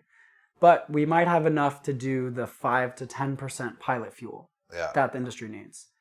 So we're running the tests with biofuel as the pilot fuel, whether that's like renewable diesel or bio oil or whatever. We won't get into the weeds too much, but any sort of biofuel as the pilot fuel, and then running tests to see what are the emissions, how well does the engine work, like, what do we need to know about this engine to make companies okay with, running it or retrofitting their ships to run on this. We need to prove that it works. And so that's what we're currently funding, or one of the projects that we're currently funding. Yeah. Yeah. I say this is just a small piece of what the Department of Energy does. This is like one project. Which is incredible though. Like, I find it amazing. Like, and I think it's fascinating. I really, really like that. And I'm excited to see where it goes. Yeah. Hopefully it pays off. Yeah. I feel like in one way or the other, it has to. It might not be the be-all, end-all, but it'll at least pay off in some way. I mean, the good thing is that the world is mostly on board. Yeah. So, like, the International Maritime Organization, which is like 168 or 163 countries around the world, they have all agreed we're shooting for 2050 for full maritime decarbonization. Right. 5 to 10% by 2030. Yeah. I forget what the other one is, but 100% by 2050. Yeah. Which is insane. It's insane. It's so fast. It is. I mean, it needs to be. It is, but it isn't because, like, what's it going to look like next year or in 5 years? There's still so much time between 2050 where it's going to evolve. The whole paradigm for it might look different by then. Yeah. Which is, to me, that's the exciting part. What do you mean? What do you mean the whole paradigm might look different by then? We have, like, there's new breakthroughs every day, and there's new research happening every day, and there's new like the way to look at things.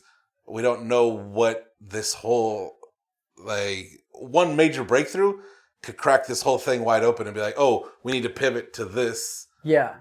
That's all I mean. Like, it's still gonna be the same realm, but it may look a little different in a couple of years. Yeah. Like, who knows? And that's true with anything. Like, one breakthrough, and we're like, oh shit, we've been looking at this the whole wrong way.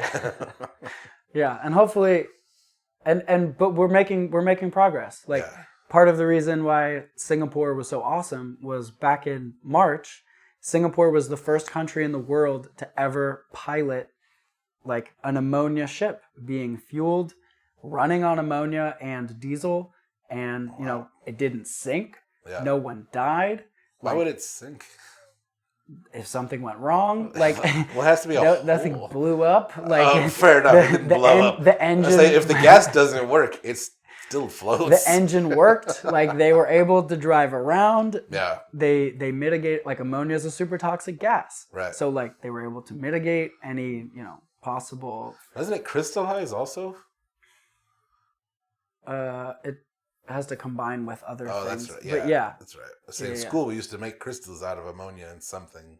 Citric acid, maybe? I think probably. Ammonia citrate, maybe. Right. Yeah. But yeah, that's like. Yeah. That's what I don't know. I mean, I guess we're just talking about my job, but that's, it's still amazing. Like, it's cool. It's fun. That's what I was saying too. Is like, it's something to get behind in general, even if it wasn't your job. It's an awesome industry, and they're doing exciting things. I feel like that pretty much covers your life, except if you haven't put two and two together yet, Anthony is married to Amie. Oh yeah, one of my all-time favorites. How did you meet Amie? So we met at kind of alluded to it earlier. Festival, yeah, gobble gobble, gobble. Yeah. And I mean, Amie will probably say this, but like, there wasn't a crazy. I don't know. She was dating someone at the time, and like, I remember because I remember feeling the phone calls from her. Oh yeah, being like, yeah, I'm seeing this guy, but like, I met this other guy, and I'm like, tell me about this other guy. Oh, Jordan, that was my best friend. One of my my best friend. Was Jordan. I like the past tense. Yeah, well, that was my best friend. He's one of my best friends. We haven't seen each other in a long time. So probably since the thing, hey? No, we used to, when we worked together, he's notoriously bad at like communicating via like text or calling or anything. Yeah. So when we worked together, it was Plus, good. Plus, you stole his girlfriend. No, he had his own girlfriend by the time okay. Amie moved to Denver. Okay. Yeah, but anyway, he's bad at communicating, and then like because we worked together, it was easy because we could just talk, which he's great in person. Right. But as soon as like work to keep a relationship after that. Yeah, as soon as we weren't working together anymore, it was just really hard to meet up and stuff. And so he's more outdoorsy than I am, and now he's got a girlfriend that does all that stuff with him. Yeah. She's also an incredible climber, and so he doesn't need me to be his climbing partner anymore. He's outgrown you. He's outgrown me. Yeah. No, we're still good friends. But anyway, Amie, they actually exchanged information. Yeah. I think the biggest thing was Amie gave me an edible, and I was like, I took it so that she would think I was cool, you know? Yeah. But yeah, so that was November of 2019. Is that true? Like, because I've known Amie forever, and she carries herself in a specific way, and I can't define that way, but I can tell you that you want to feel like she thinks you're cool. 100%. Right? Well, she was like the coolest person I'd ever seen. Yeah, you know, because she's loud and obnoxious in the most adorable way. Yeah. And you definitely want her to notice you for sure. I took the edible. She handed it. She said, "Do you want it?" And I was like, I mean, inside, no, but yes, you're offering, so I'm gonna take it. Yeah. So that was at that festival in November 2019, and then she moved out to Denver. June of 2020? She wasn't even living out there yet? No, it was the Air Studios. That's right. Yeah, you're right. Because she had just... She was working on Naperville, and then she had the built chance... her little empire, real estate empire out here. Yep, and then she was working on Naperville. She had the opportunity to take over Denver. Yeah. This is like peak COVID. Yeah. And she took it and moved out to Denver. That's right, because I was one of the ones who's like, just fucking move to Denver. Yeah. Why would you stay here? Like, this one's not going to be ready for forever. Yeah. And the way your real estate runs is almost pyramid-y anyways. Like, they're already out here working for you. Yeah. Just go to fucking Colorado. Yeah, and she crushed it. Yeah. So came out to Colorado. She reached out to Jordan, and they went climbing, and I happened to be at the gym at the same time with one of my friends. And so I met her again at that point. She did catch my attention. She had been doing at home squat workouts, and so she kept being like, "Look how big my butt is." And I was like, "I see how big your butt is." She's the thirstiest bitch you ever met. And what? But if you would have said that first, you'd be like, "What's your problem?" Yeah. I think she also screamed "Deeper, Daddy" while we were climbing. Yep, she is wildly inappropriate. Yeah, it was hilarious, and everyone has masks on. Oh yeah. Being this hilarious, but also everyone has masks on in the climbing gym. It was awesome.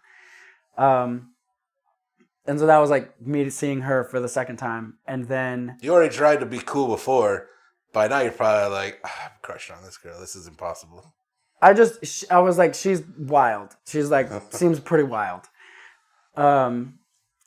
Yeah, and then how about that contrast of thinking that and then seeing her boring as shit at home, just laying on the couch. No, I like to chill on the couch too. But I'm saying we bond over that. She feels like she's this wild kid, and then you get home and you're like, oh, she's just a boring, lazy person like the rest of us. Great. I love it. We love our couch time with the cats and everything. Yeah. And then so she reached out to Jordan again, and Jordan was like, it's alpine season. I can't. I'm busy. What does that mean? It means that there's big mountains to climb, and he doesn't have time to There are climb. always big mountains to climb. But he makes it sound like they just came out. Well, alpine season is a very short time is it the window best of climbing? weather. No. It's okay. Alpine climbing is the best climbing for sure. But weather based. You can only do it during a certain time of year. Really? Yeah, because otherwise, you don't want it to be covered in ice. Okay. And then during the summer, sometimes the thunderstorms and everything make it too hard to climb. And so there's a brief, late summer, early fall, where the weather is nice enough to climb. The days are long enough. Yeah. And the snow hasn't come in yet. That's got to be higher up than a normal climb. This is in Rocky Mountain National Park. Yeah. Essentially. Don't pretend I know what that means or what you're referencing. Totally, bro. The big mountains that have snow on them. Yeah. Yeah. That I get. Yeah. Sometimes there's less snow in the summer, but then the snow comes back. So might have something to do with the sun. Yeah. So when maybe end of summer, the snow has melted, you can climb, but it's the end of summer. And so the snow might come back. The views up there gotta be insane. Have you done the alpine climbing? Yeah, the petite. Oh, that's an Alpine one? That's Alpine. Okay. Yeah. That's like we already covered. That's a whole new ball game. It's a whole different of climbing. world. Yeah. Because I gotta feel like less people are doing that also. Yeah. At least like less skilled. So you're getting like only good climbers are gonna be out there. Yeah. It's a huge commitment. It's pretty scary. Like it's. So he was out doing that. So he was like, "Here's Anthony's number. Like, climb with him." Oh, so she hit him up. What? She hit him up. Jordan? Yeah. Yeah. Well, and then Jordan was like, "I'm too busy for you. Right, You're like not good enough to climb with me. Here's Anthony's number." And so and so then Amie, messaged me, and the first thing we did was actually we went to like a group meetup, like slackline meetup. Yeah.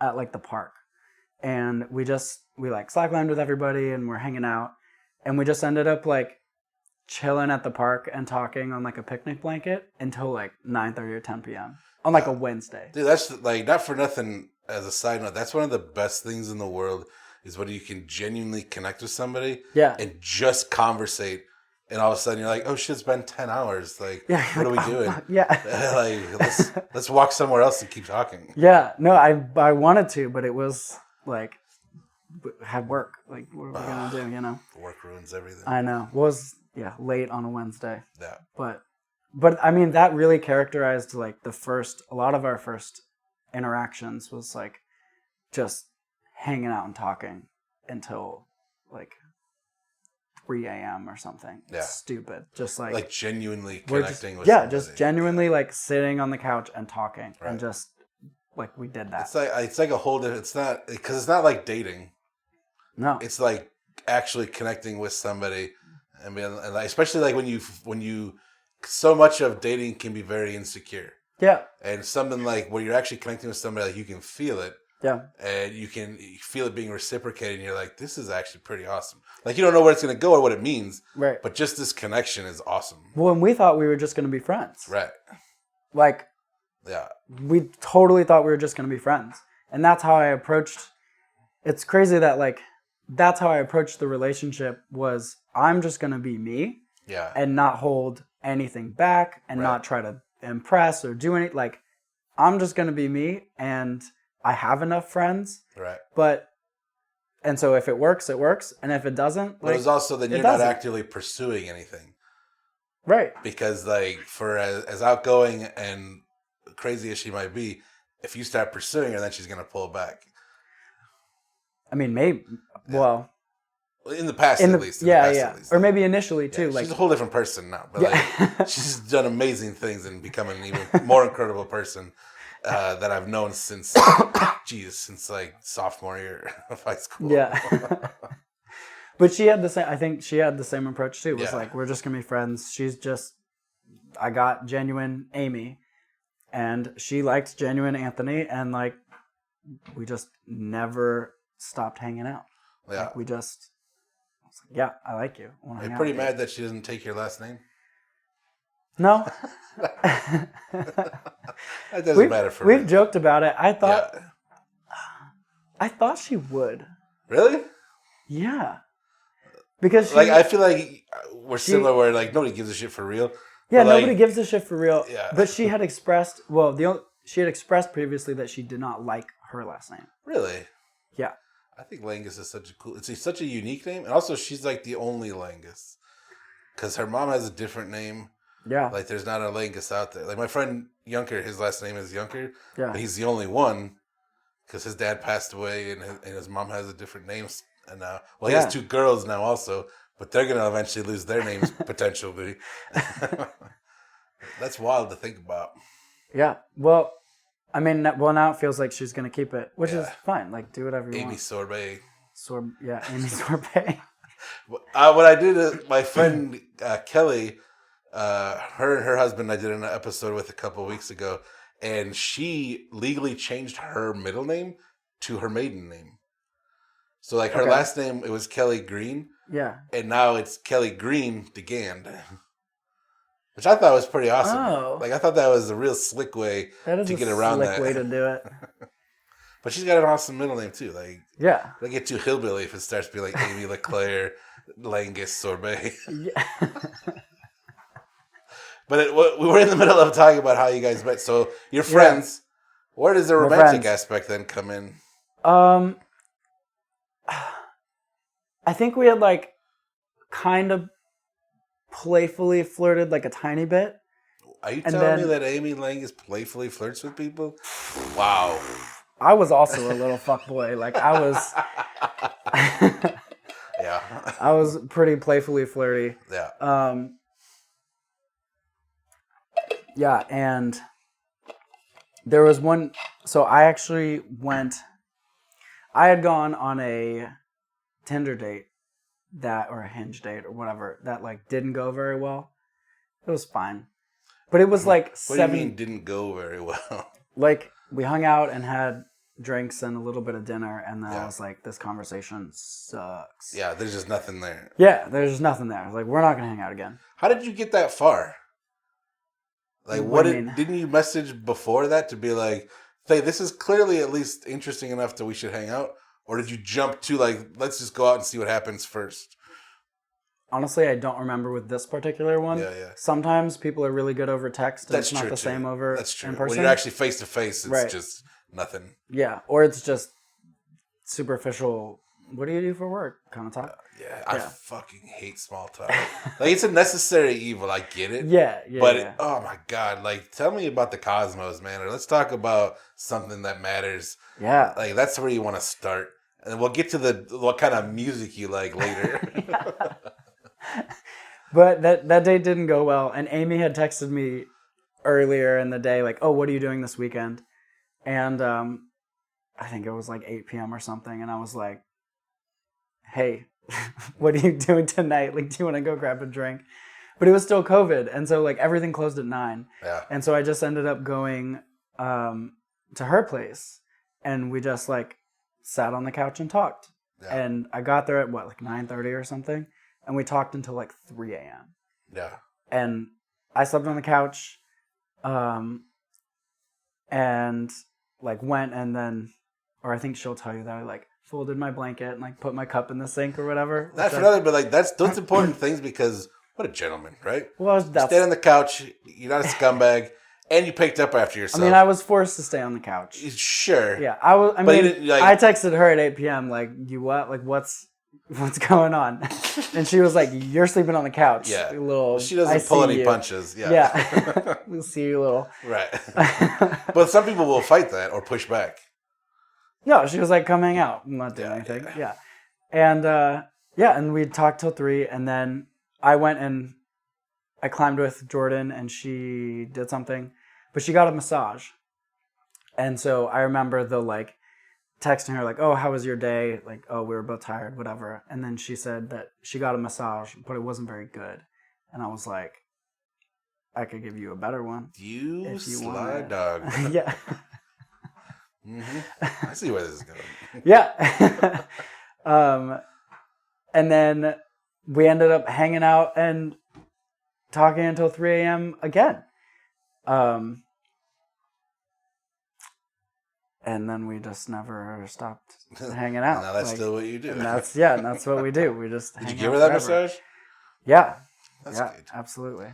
I'm sure nothing happened after that. And she was like, "No, don't be a little fuckboy. Like, no, we're not having sex." And I was like, "That's fine." Yeah. One of the things I've always admired about her is the honesty. Yeah. Just because, like, I'm a very different life than you, obviously, but like, you're already not thinking that anyways, just because you're not a scumbag. But at the same time, not thinking what? Like, I'm gonna have sex with this girl for sure. No, I was the fuckboy. I was like, I was the little fuckboy that was like, I don't need to, but like, I think I could. Right. Yeah. Yeah, but you're not a scumbag as far as being like, I'm gonna push it and push it and push it. Oh, right. Yeah. Yeah, like, if it happens, it happens. If there's an opportunity, you're gonna take it. Right, and I don't think there's an opportunity to take it. Right. Well, who wouldn't? But I think that her candor and being openly honest and blunt, just takes the pressure off. You're like, great, I don't have to fucking worry about it. Right? Yeah, but don't worry about it. It's still that I'm gonna test the boundary. If something happens, it's gonna happen. Right. But at least I don't have to think about it now. Right. Now it's her decision, not mine. Yeah, and I'm gonna test the boundary and see if you stick to your word. I'm gonna make you stick to your word, and she did. Yeah, and she totally did. Yeah. Yeah, what a prude. I know. So what? When then? So that even you said you guys met in 19, so it's only been 5 years. Yeah. So you guys haven't really dated. I mean, it's all relative. What long means in every relationship is different. But when were you like, I'm gonna marry this person? So in other words, not issues, but I know one of the caveats is there's a decent age gap between the two. I know that was one of the biggest obstacles. Yeah. What is the age gap? It's not actually as bad as I think it is. 12. Yeah, which is like nothing. Yeah, with her and my accelerated age, it's not, that's your problem, not ours. Yeah. She doesn't seem. It doesn't feel like she acts her age. Like Amie is a young, like vibrant, charismatic person. Like she's very bright. Like she can colorize a room, right? Which is awesome. So you're what? How old are you now? 28. You asshole. Yeah. I would date a 28-year-old. I can't say shit. So what were you like? I'm gonna just marry this girl. I think it was around. I wasn't 100%, but like the real option and like consideration came in when we were considering moving in together. Yeah. And so we started dating in like September or like September 12th or whatever of 20. And then her lease was up that following July. So that's already a year of just kind of meeting and that slow burn of having these conversations and hanging out to where you even started dating. No, we started dating. Though we like met. I mean, from the time that we like actually met in Denver to when we started dating was probably only about a month. Okay. Because we hung out like maybe once a week. There was like the park we climbed. Honestly, it might have been less than that. Yeah. I think it was park, climb, and then I hung out at her house. Like, it was pretty. It was like 3 weeks. Fast. It was fast. Because I remember being like, he's probably too young, and both of us kind of being like, I don't know if this is a good idea, to being like 100% in. It's like, nah, he's just too good. We're just gonna go for it. Yeah. I think also that I've put myself into the I love relationship. I would love to hear your side of it. Like, what did she tell you? Like. All the same early stuff. on, like what? I've been with her through a lot of other things. Yeah. And I've been lucky enough to, like, we've been on a very, very similar, like, almost eerily parallel growth. Okay. Over the last, like, since our 20s. Yeah. And we've kind of taken the same steps and grown in very similar directions, which has been incredible. And it's probably why we're so close. I think we're deceptively close. Like, we're definitely brother and sister. Yeah. But, like, I feel like most people don't realize we're as close as we are, or, like, that we talk as much as we do. Yeah. So I think that it's just because we work to maintain that. Like, we're different parts of the country and whatever. But you guys you'll go, I mean, the sign of great friends is, like, you go long spans of time, and then you'll just, I'll come home and she'll be in like a fantastic mood. Yeah. And it'll be like, yeah, I talked to Tim Day for 3 hours. I'm like, who's Tim Day? Yeah, and that's what it is. But she's just like, yeah, we just talked for 3 hours. And I was like, well, you guys clearly are great friends. We have the same sense of humor, and we lift each other up in a way that is important, I think, to us supportive. Particularly. Yeah. Because we're not fake about it. Like, we can literally be like, here's why you're being an asshole, or here's why you're being a dick. Mm-hmm. And, like, but you're still doing amazing. Like, and this is still incredible what you're doing, but don't be an asshole about it. And I think that that's important, because a lot of the things that we like when you get into, like, I'm sure it's similar with the group that rock climbs, the group that does the slackline, the group that does the yoga. A lot of them start bullshitting themselves or getting caught up in this image instead of being people. To where they start identifying themselves as what they do instead of who they are. Oh, yeah. You know what I mean? Yeah, I had to learn that lesson. Right, and it's tough because, like, you want to belong and be part of it and make friends. Yeah. But you understand where the line is. Yeah. And her and I have always been on that other side of the line where it's like, we love these things, but we're also still real people. And we're not identified by what we do. We're who we are that enjoys these things. And like I said, we've grown through so I've gotten to see all the steps along the way. Yeah. And that's what's been incredible, is to be like, all right, well, we can sit down and have a conversation. So by the time we talk about Anthony, it's like, okay, well, here's how I'm feeling versus how I've always felt in the past. Here's what this is looking like versus everything else that I've ever seen or how I've ever been treated. Because that's a big one for me. Like, all I give a shit about is that she's happy. Yeah. And she's going to punch you in the throat long before I could say anything to you. Because I'm just not that guy either. Yeah. And she will. I don't doubt it. Yeah. But that's where you can start being like, okay, I think that's why it moved. I don't think it moved fast realistically. I think it moved the way it was supposed to, where you understand what's happening and you're so in tune for once in your life of just being aware of being in tune of how you feel and what's presenting itself. Yeah. That you're like, I'm not letting this slip away. That's why, like I said earlier, if you would have pursued her, she would have pulled back.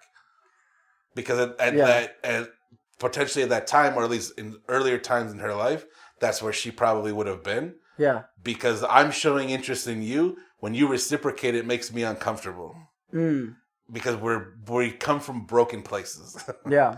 And we've worked, like I said, we've worked really hard to try to get over that. Yeah. And I'm sure 100% you've seen some of those struggles where they show their face again, and you're like, okay, I understand.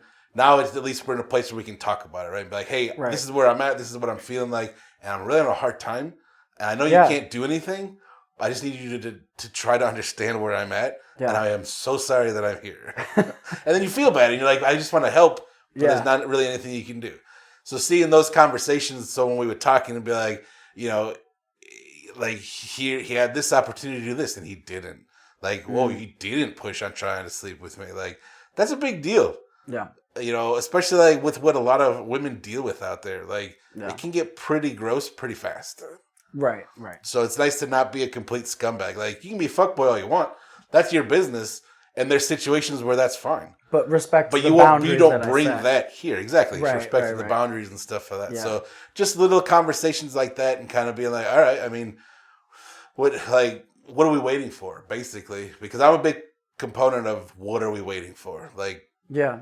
My last girlfriend passed away right as we were building a relationship. Oh, I'm sorry. And yeah, which is horrible and sucks. And like, it is a big deal, and it's a big, fucks up your life for sure. Yeah. And that's more reason for me to be like, what are we waiting for? Like, if you feel something, feel it. Like, yeah, you can still be in tune, and life will evolve and change, and you might be in a different place later, but that didn't change what you felt right now. So it's okay to pursue these things. The best we can hope for as couples is to evolve together. Because you still have to be you, and she has to still be her, but you evolve as a couple as well. And I think that's the most beautiful thing.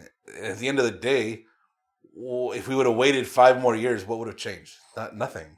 Like, either in or you're out. Right. Yeah. And one of the things that I really liked what you said was like the being able to talk to one another and like feeling heard and seen and respected. That's big too, because we're not looking for solutions. We're looking to be heard.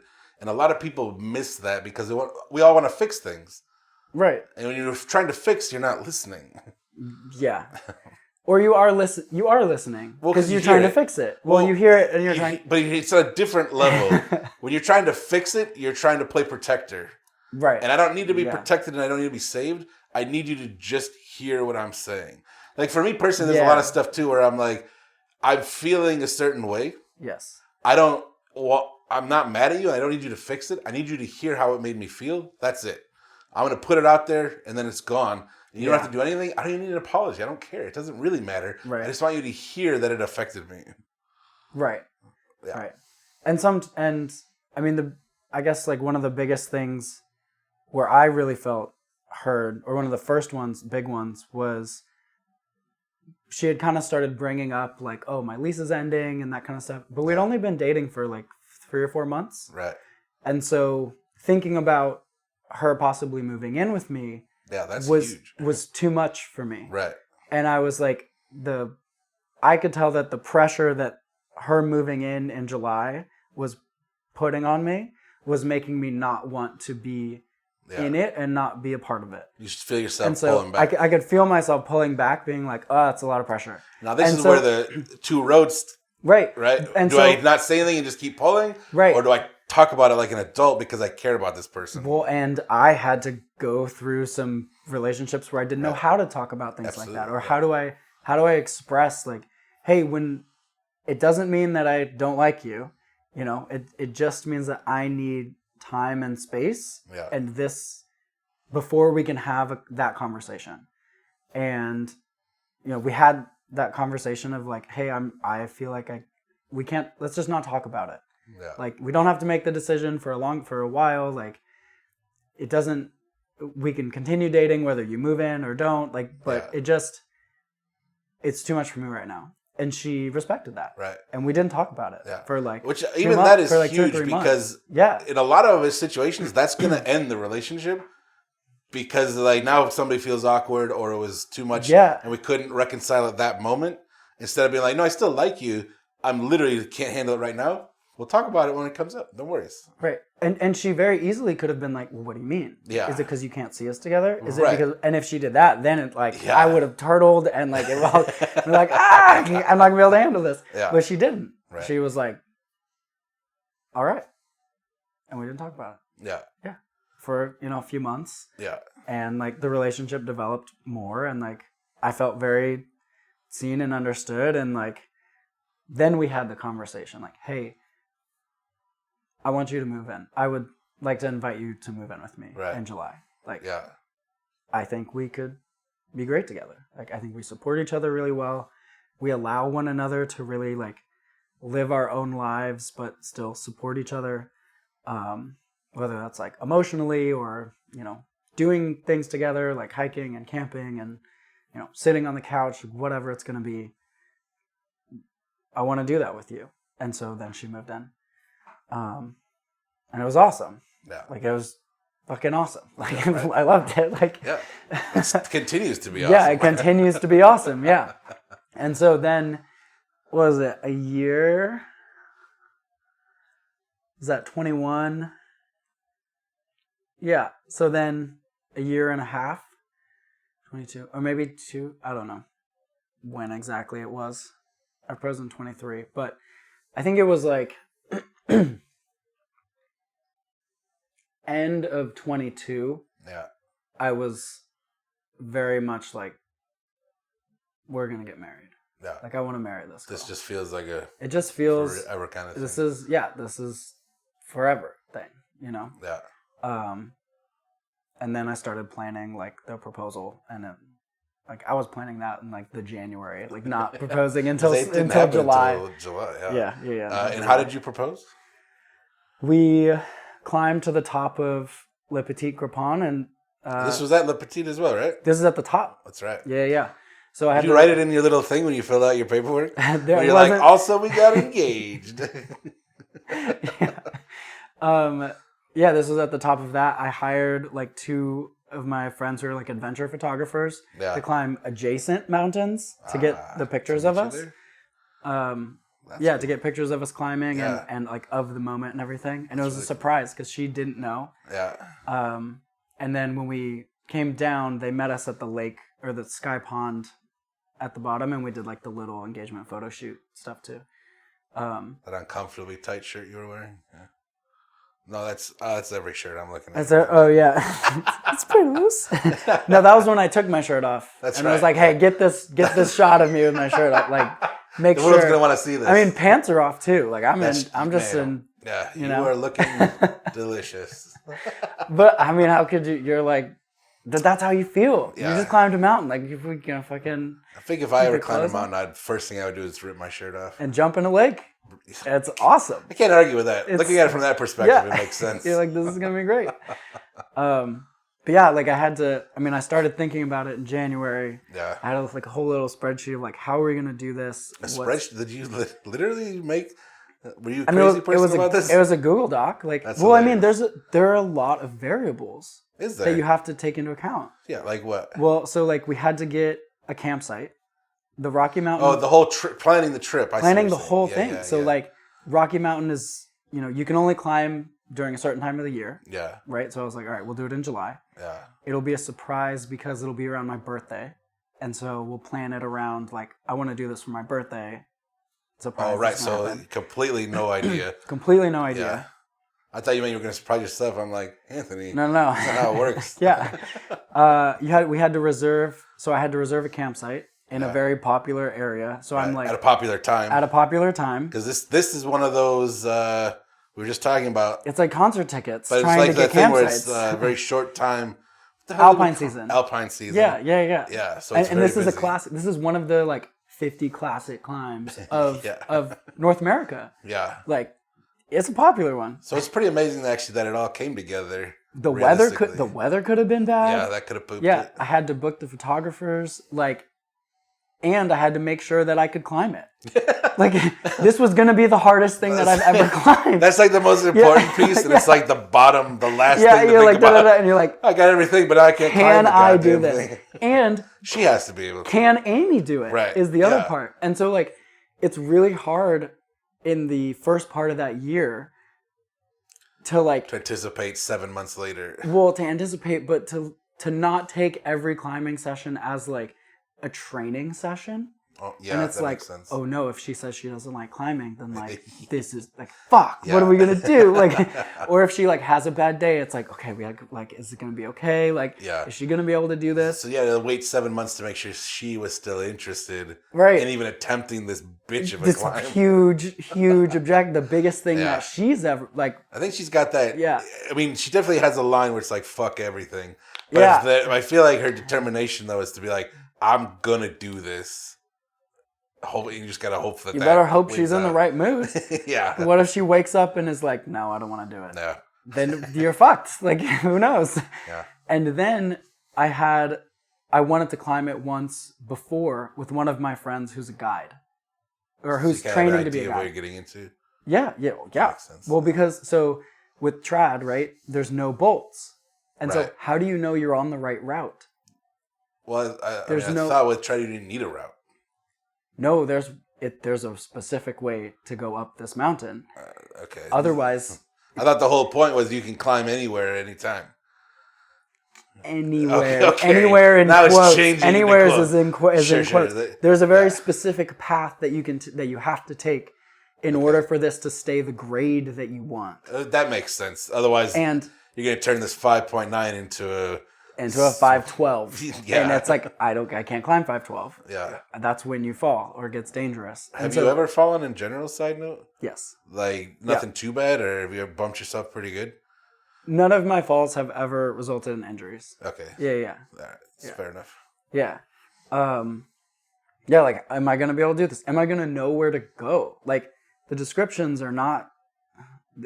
It's a long distance to go off of like a couple sentences. And you don't have the stuff built in, so you have no idea. Right, yeah. And so I wanted to go with one of my friends who's Jose, who's a guide and like getting all the certifications and everything. But he's an incredible climber. And I was like, let's do it.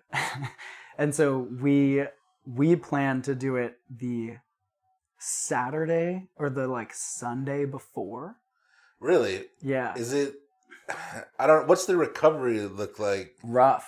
Like, is that too close to do it? It was really close. Yeah. So that's only what, 5 days, 7 days? No, it was less than that. So we climbed it on Saturday. So we climbed it on Saturday. Yeah. I had Sunday to rest.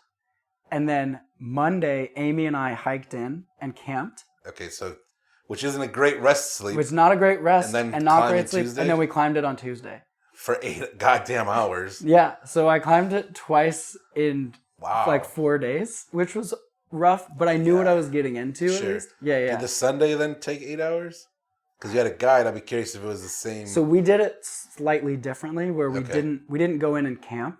We packed light. Or we did it from like trailhead, hike in, climb, hike out, all in one go. Yeah. And it took like, I think it was 12 to 14 hours. The whole thing. The whole hike in, climb, hike out. Okay. Just straight was like 14 or something. 12 or 14.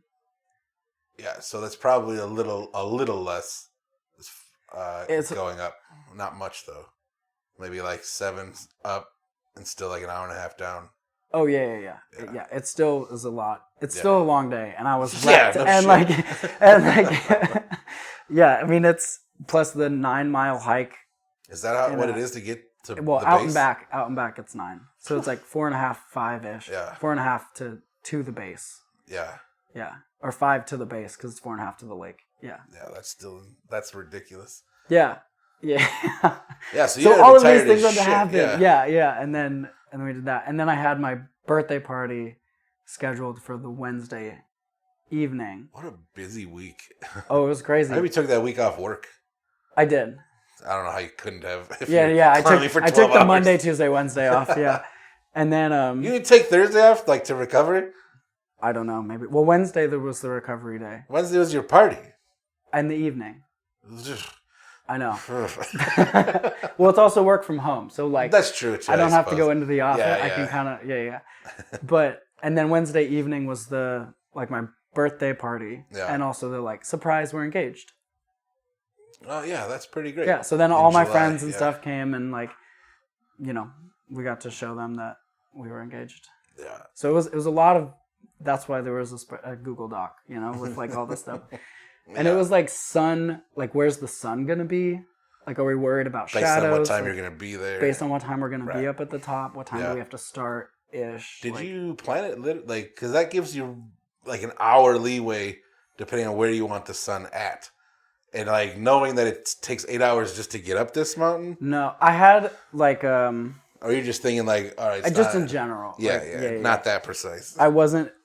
Yeah, and I told the photographers too, like, I think it's going to take us 7 or 8 hours to get to the top. Yeah. But plus, Mercury's in retrograde. Who knows? Like, especially with something this long, you could get stuck. Like, I don't know. Like, we're going to try to be up there around this time, so hopefully it works. Yeah. Yeah. Luckily, it all came it did. It was perfectly. fucking awesome. Yeah, Are you kidding? Awesome. This is the coolest thing I've ever done. Yeah. And then you guys secretly got married. We did. Yeah. In November. 11th. Just to kind of fit it in for the year, right? Yeah, why not? Yeah. Might as well start. We got to get Amie some health care and file our taxes together and all the sexy things makes about sense. Because when you guys had when did you come out here for the? Was that in November? When you came out here the for engagement party? The engagement party. Yeah. That was in November. Yeah, it was late November, I think. I can't remember when it was. Either way, was it late November, early December or something? That place had delicious food.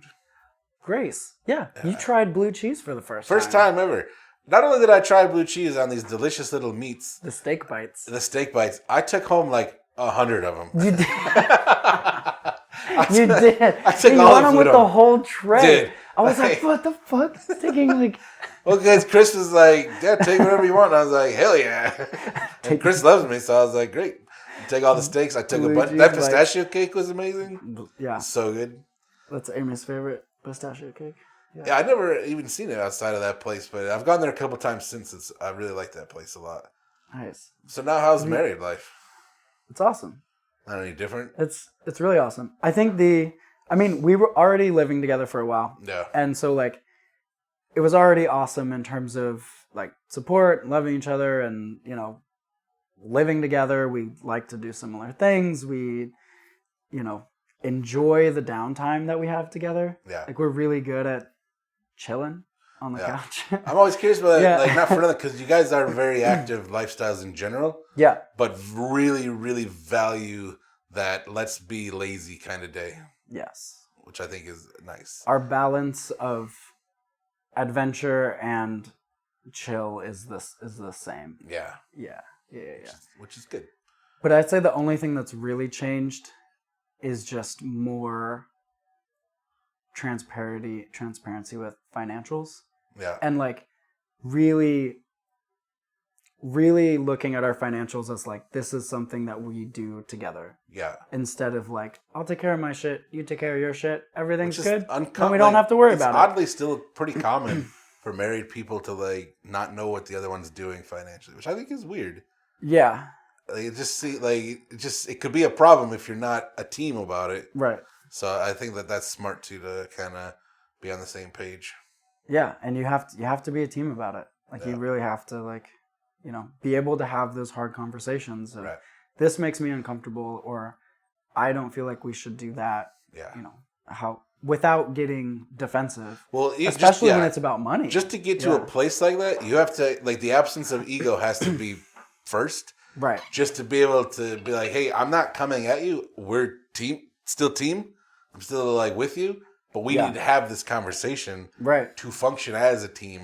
So this isn't a you versus me thing or anything like that. We just have to talk about it. It is what it is. Yeah, but that is exactly the place that I like really strive to come from. It's like, we're a team. We're doing this together. Like, I don't want you to go down. Like, you going down means I go down too. Like, we're a team. There's no ego here. Like, how do we proceed together? Yeah, we've all seen The Notebook. If you're a bird, I'm a bird.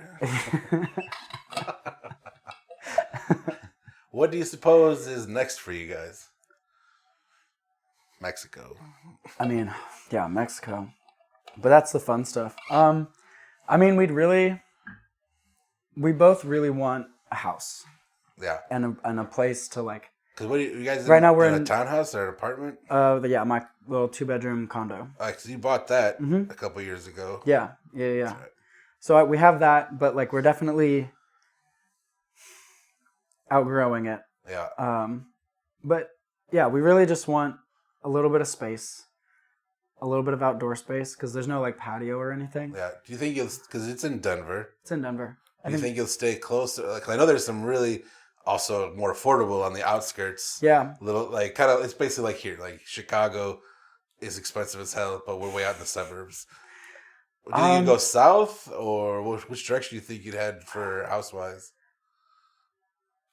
When we talked about it originally, we were open to moving outside of the city a little bit more. Yeah. But kind of as we've been in Cap Hill longer, we've wanted to stay in this area. Yeah. And the other part of it is like Amy's a realtor, so she loves to have her best business centralized in the city and centralized. Yeah. And not for nothing too. Like even where her studio was. Yeah, that's a beautiful neighborhood right there too. Stunning. That'd be perfect little starter home too. Beautiful. Yeah, I don't know how affordable they are. That is the least affordable part of Denver. That area is the like, nicest area. Yeah. Amy's about to sell a like 1-bed, 1-bath, like 650 square foot, like converted garage for like $380. Jesus. Like that's gonna be the list price, so it might go for higher. Wow. And it's like under 700 square feet. Yeah, like, that's insane. Anything that's a house starts at like 900. Yeah. And that's like not good. Yeah, that's crazy. So that area is like not quite on the table. But yeah, I think just a little bit more space. We want to be able to host friends and like you know, invite you out to Denver. Like, come out, come hang out. I would like, never leave is the problem. If you guys don't leave. If you ever had a spare bedroom, that'd be it for me. We will. That's what we're gonna have. I'm gonna eventually get a job. We'll need 2 spare bedrooms. We'll need one for you and one for our friends who also come visit. Your actual friends. Yeah. There's this freeloading dickhead who just stays in the other room. I don't know. He like hosts a podcast or something. Like fucking. He used to host a podcast. He used to host a podcast. I know, it's so 2020. Like, he still hasn't grown out of it. We'll see what... Yeah, it's only the most saturated market in the world. Nice work, dipshit. I think that'll be awesome, though. I'm excited to see where you guys end up. I love Amie to death. By association, I love you to death. This has been awesome to get to know you, actually. Yeah. This is our first conversation. It is. And we talked a little bit at the engagement party. Other than that, I've only know you through talking to her. Yeah, and I only know you through knowing that Amie talks to you. But I love her, so I love you. Well, it's been awesome, and I'm sure. Yeah, I appreciate you finding the time. It's awesome to catch you here live in person also. Yeah. Thanks for doing this, man. Of course, man. Can't wait to see if you come out to Colorado. We'll do some hikes. Bruh. We'll do some hikes where you have to use your hands. How about that? I want to so bad. Yeah. It doesn't have to be climbing. It'll just be you got to use your hands. I would love to get to a place like climbing, but scrambling is probably step one. Step one is like maybe if I can make it to the mailbox. The mailbox. Like if I could walk to the end of the driveway, maybe around the block, and then we'll build up to like, oh, he walked around the lake. We're gonna toss you into the deep end and just see, Yeah, I mean, I'll float probably. But... All right, later on, man. All right, thanks.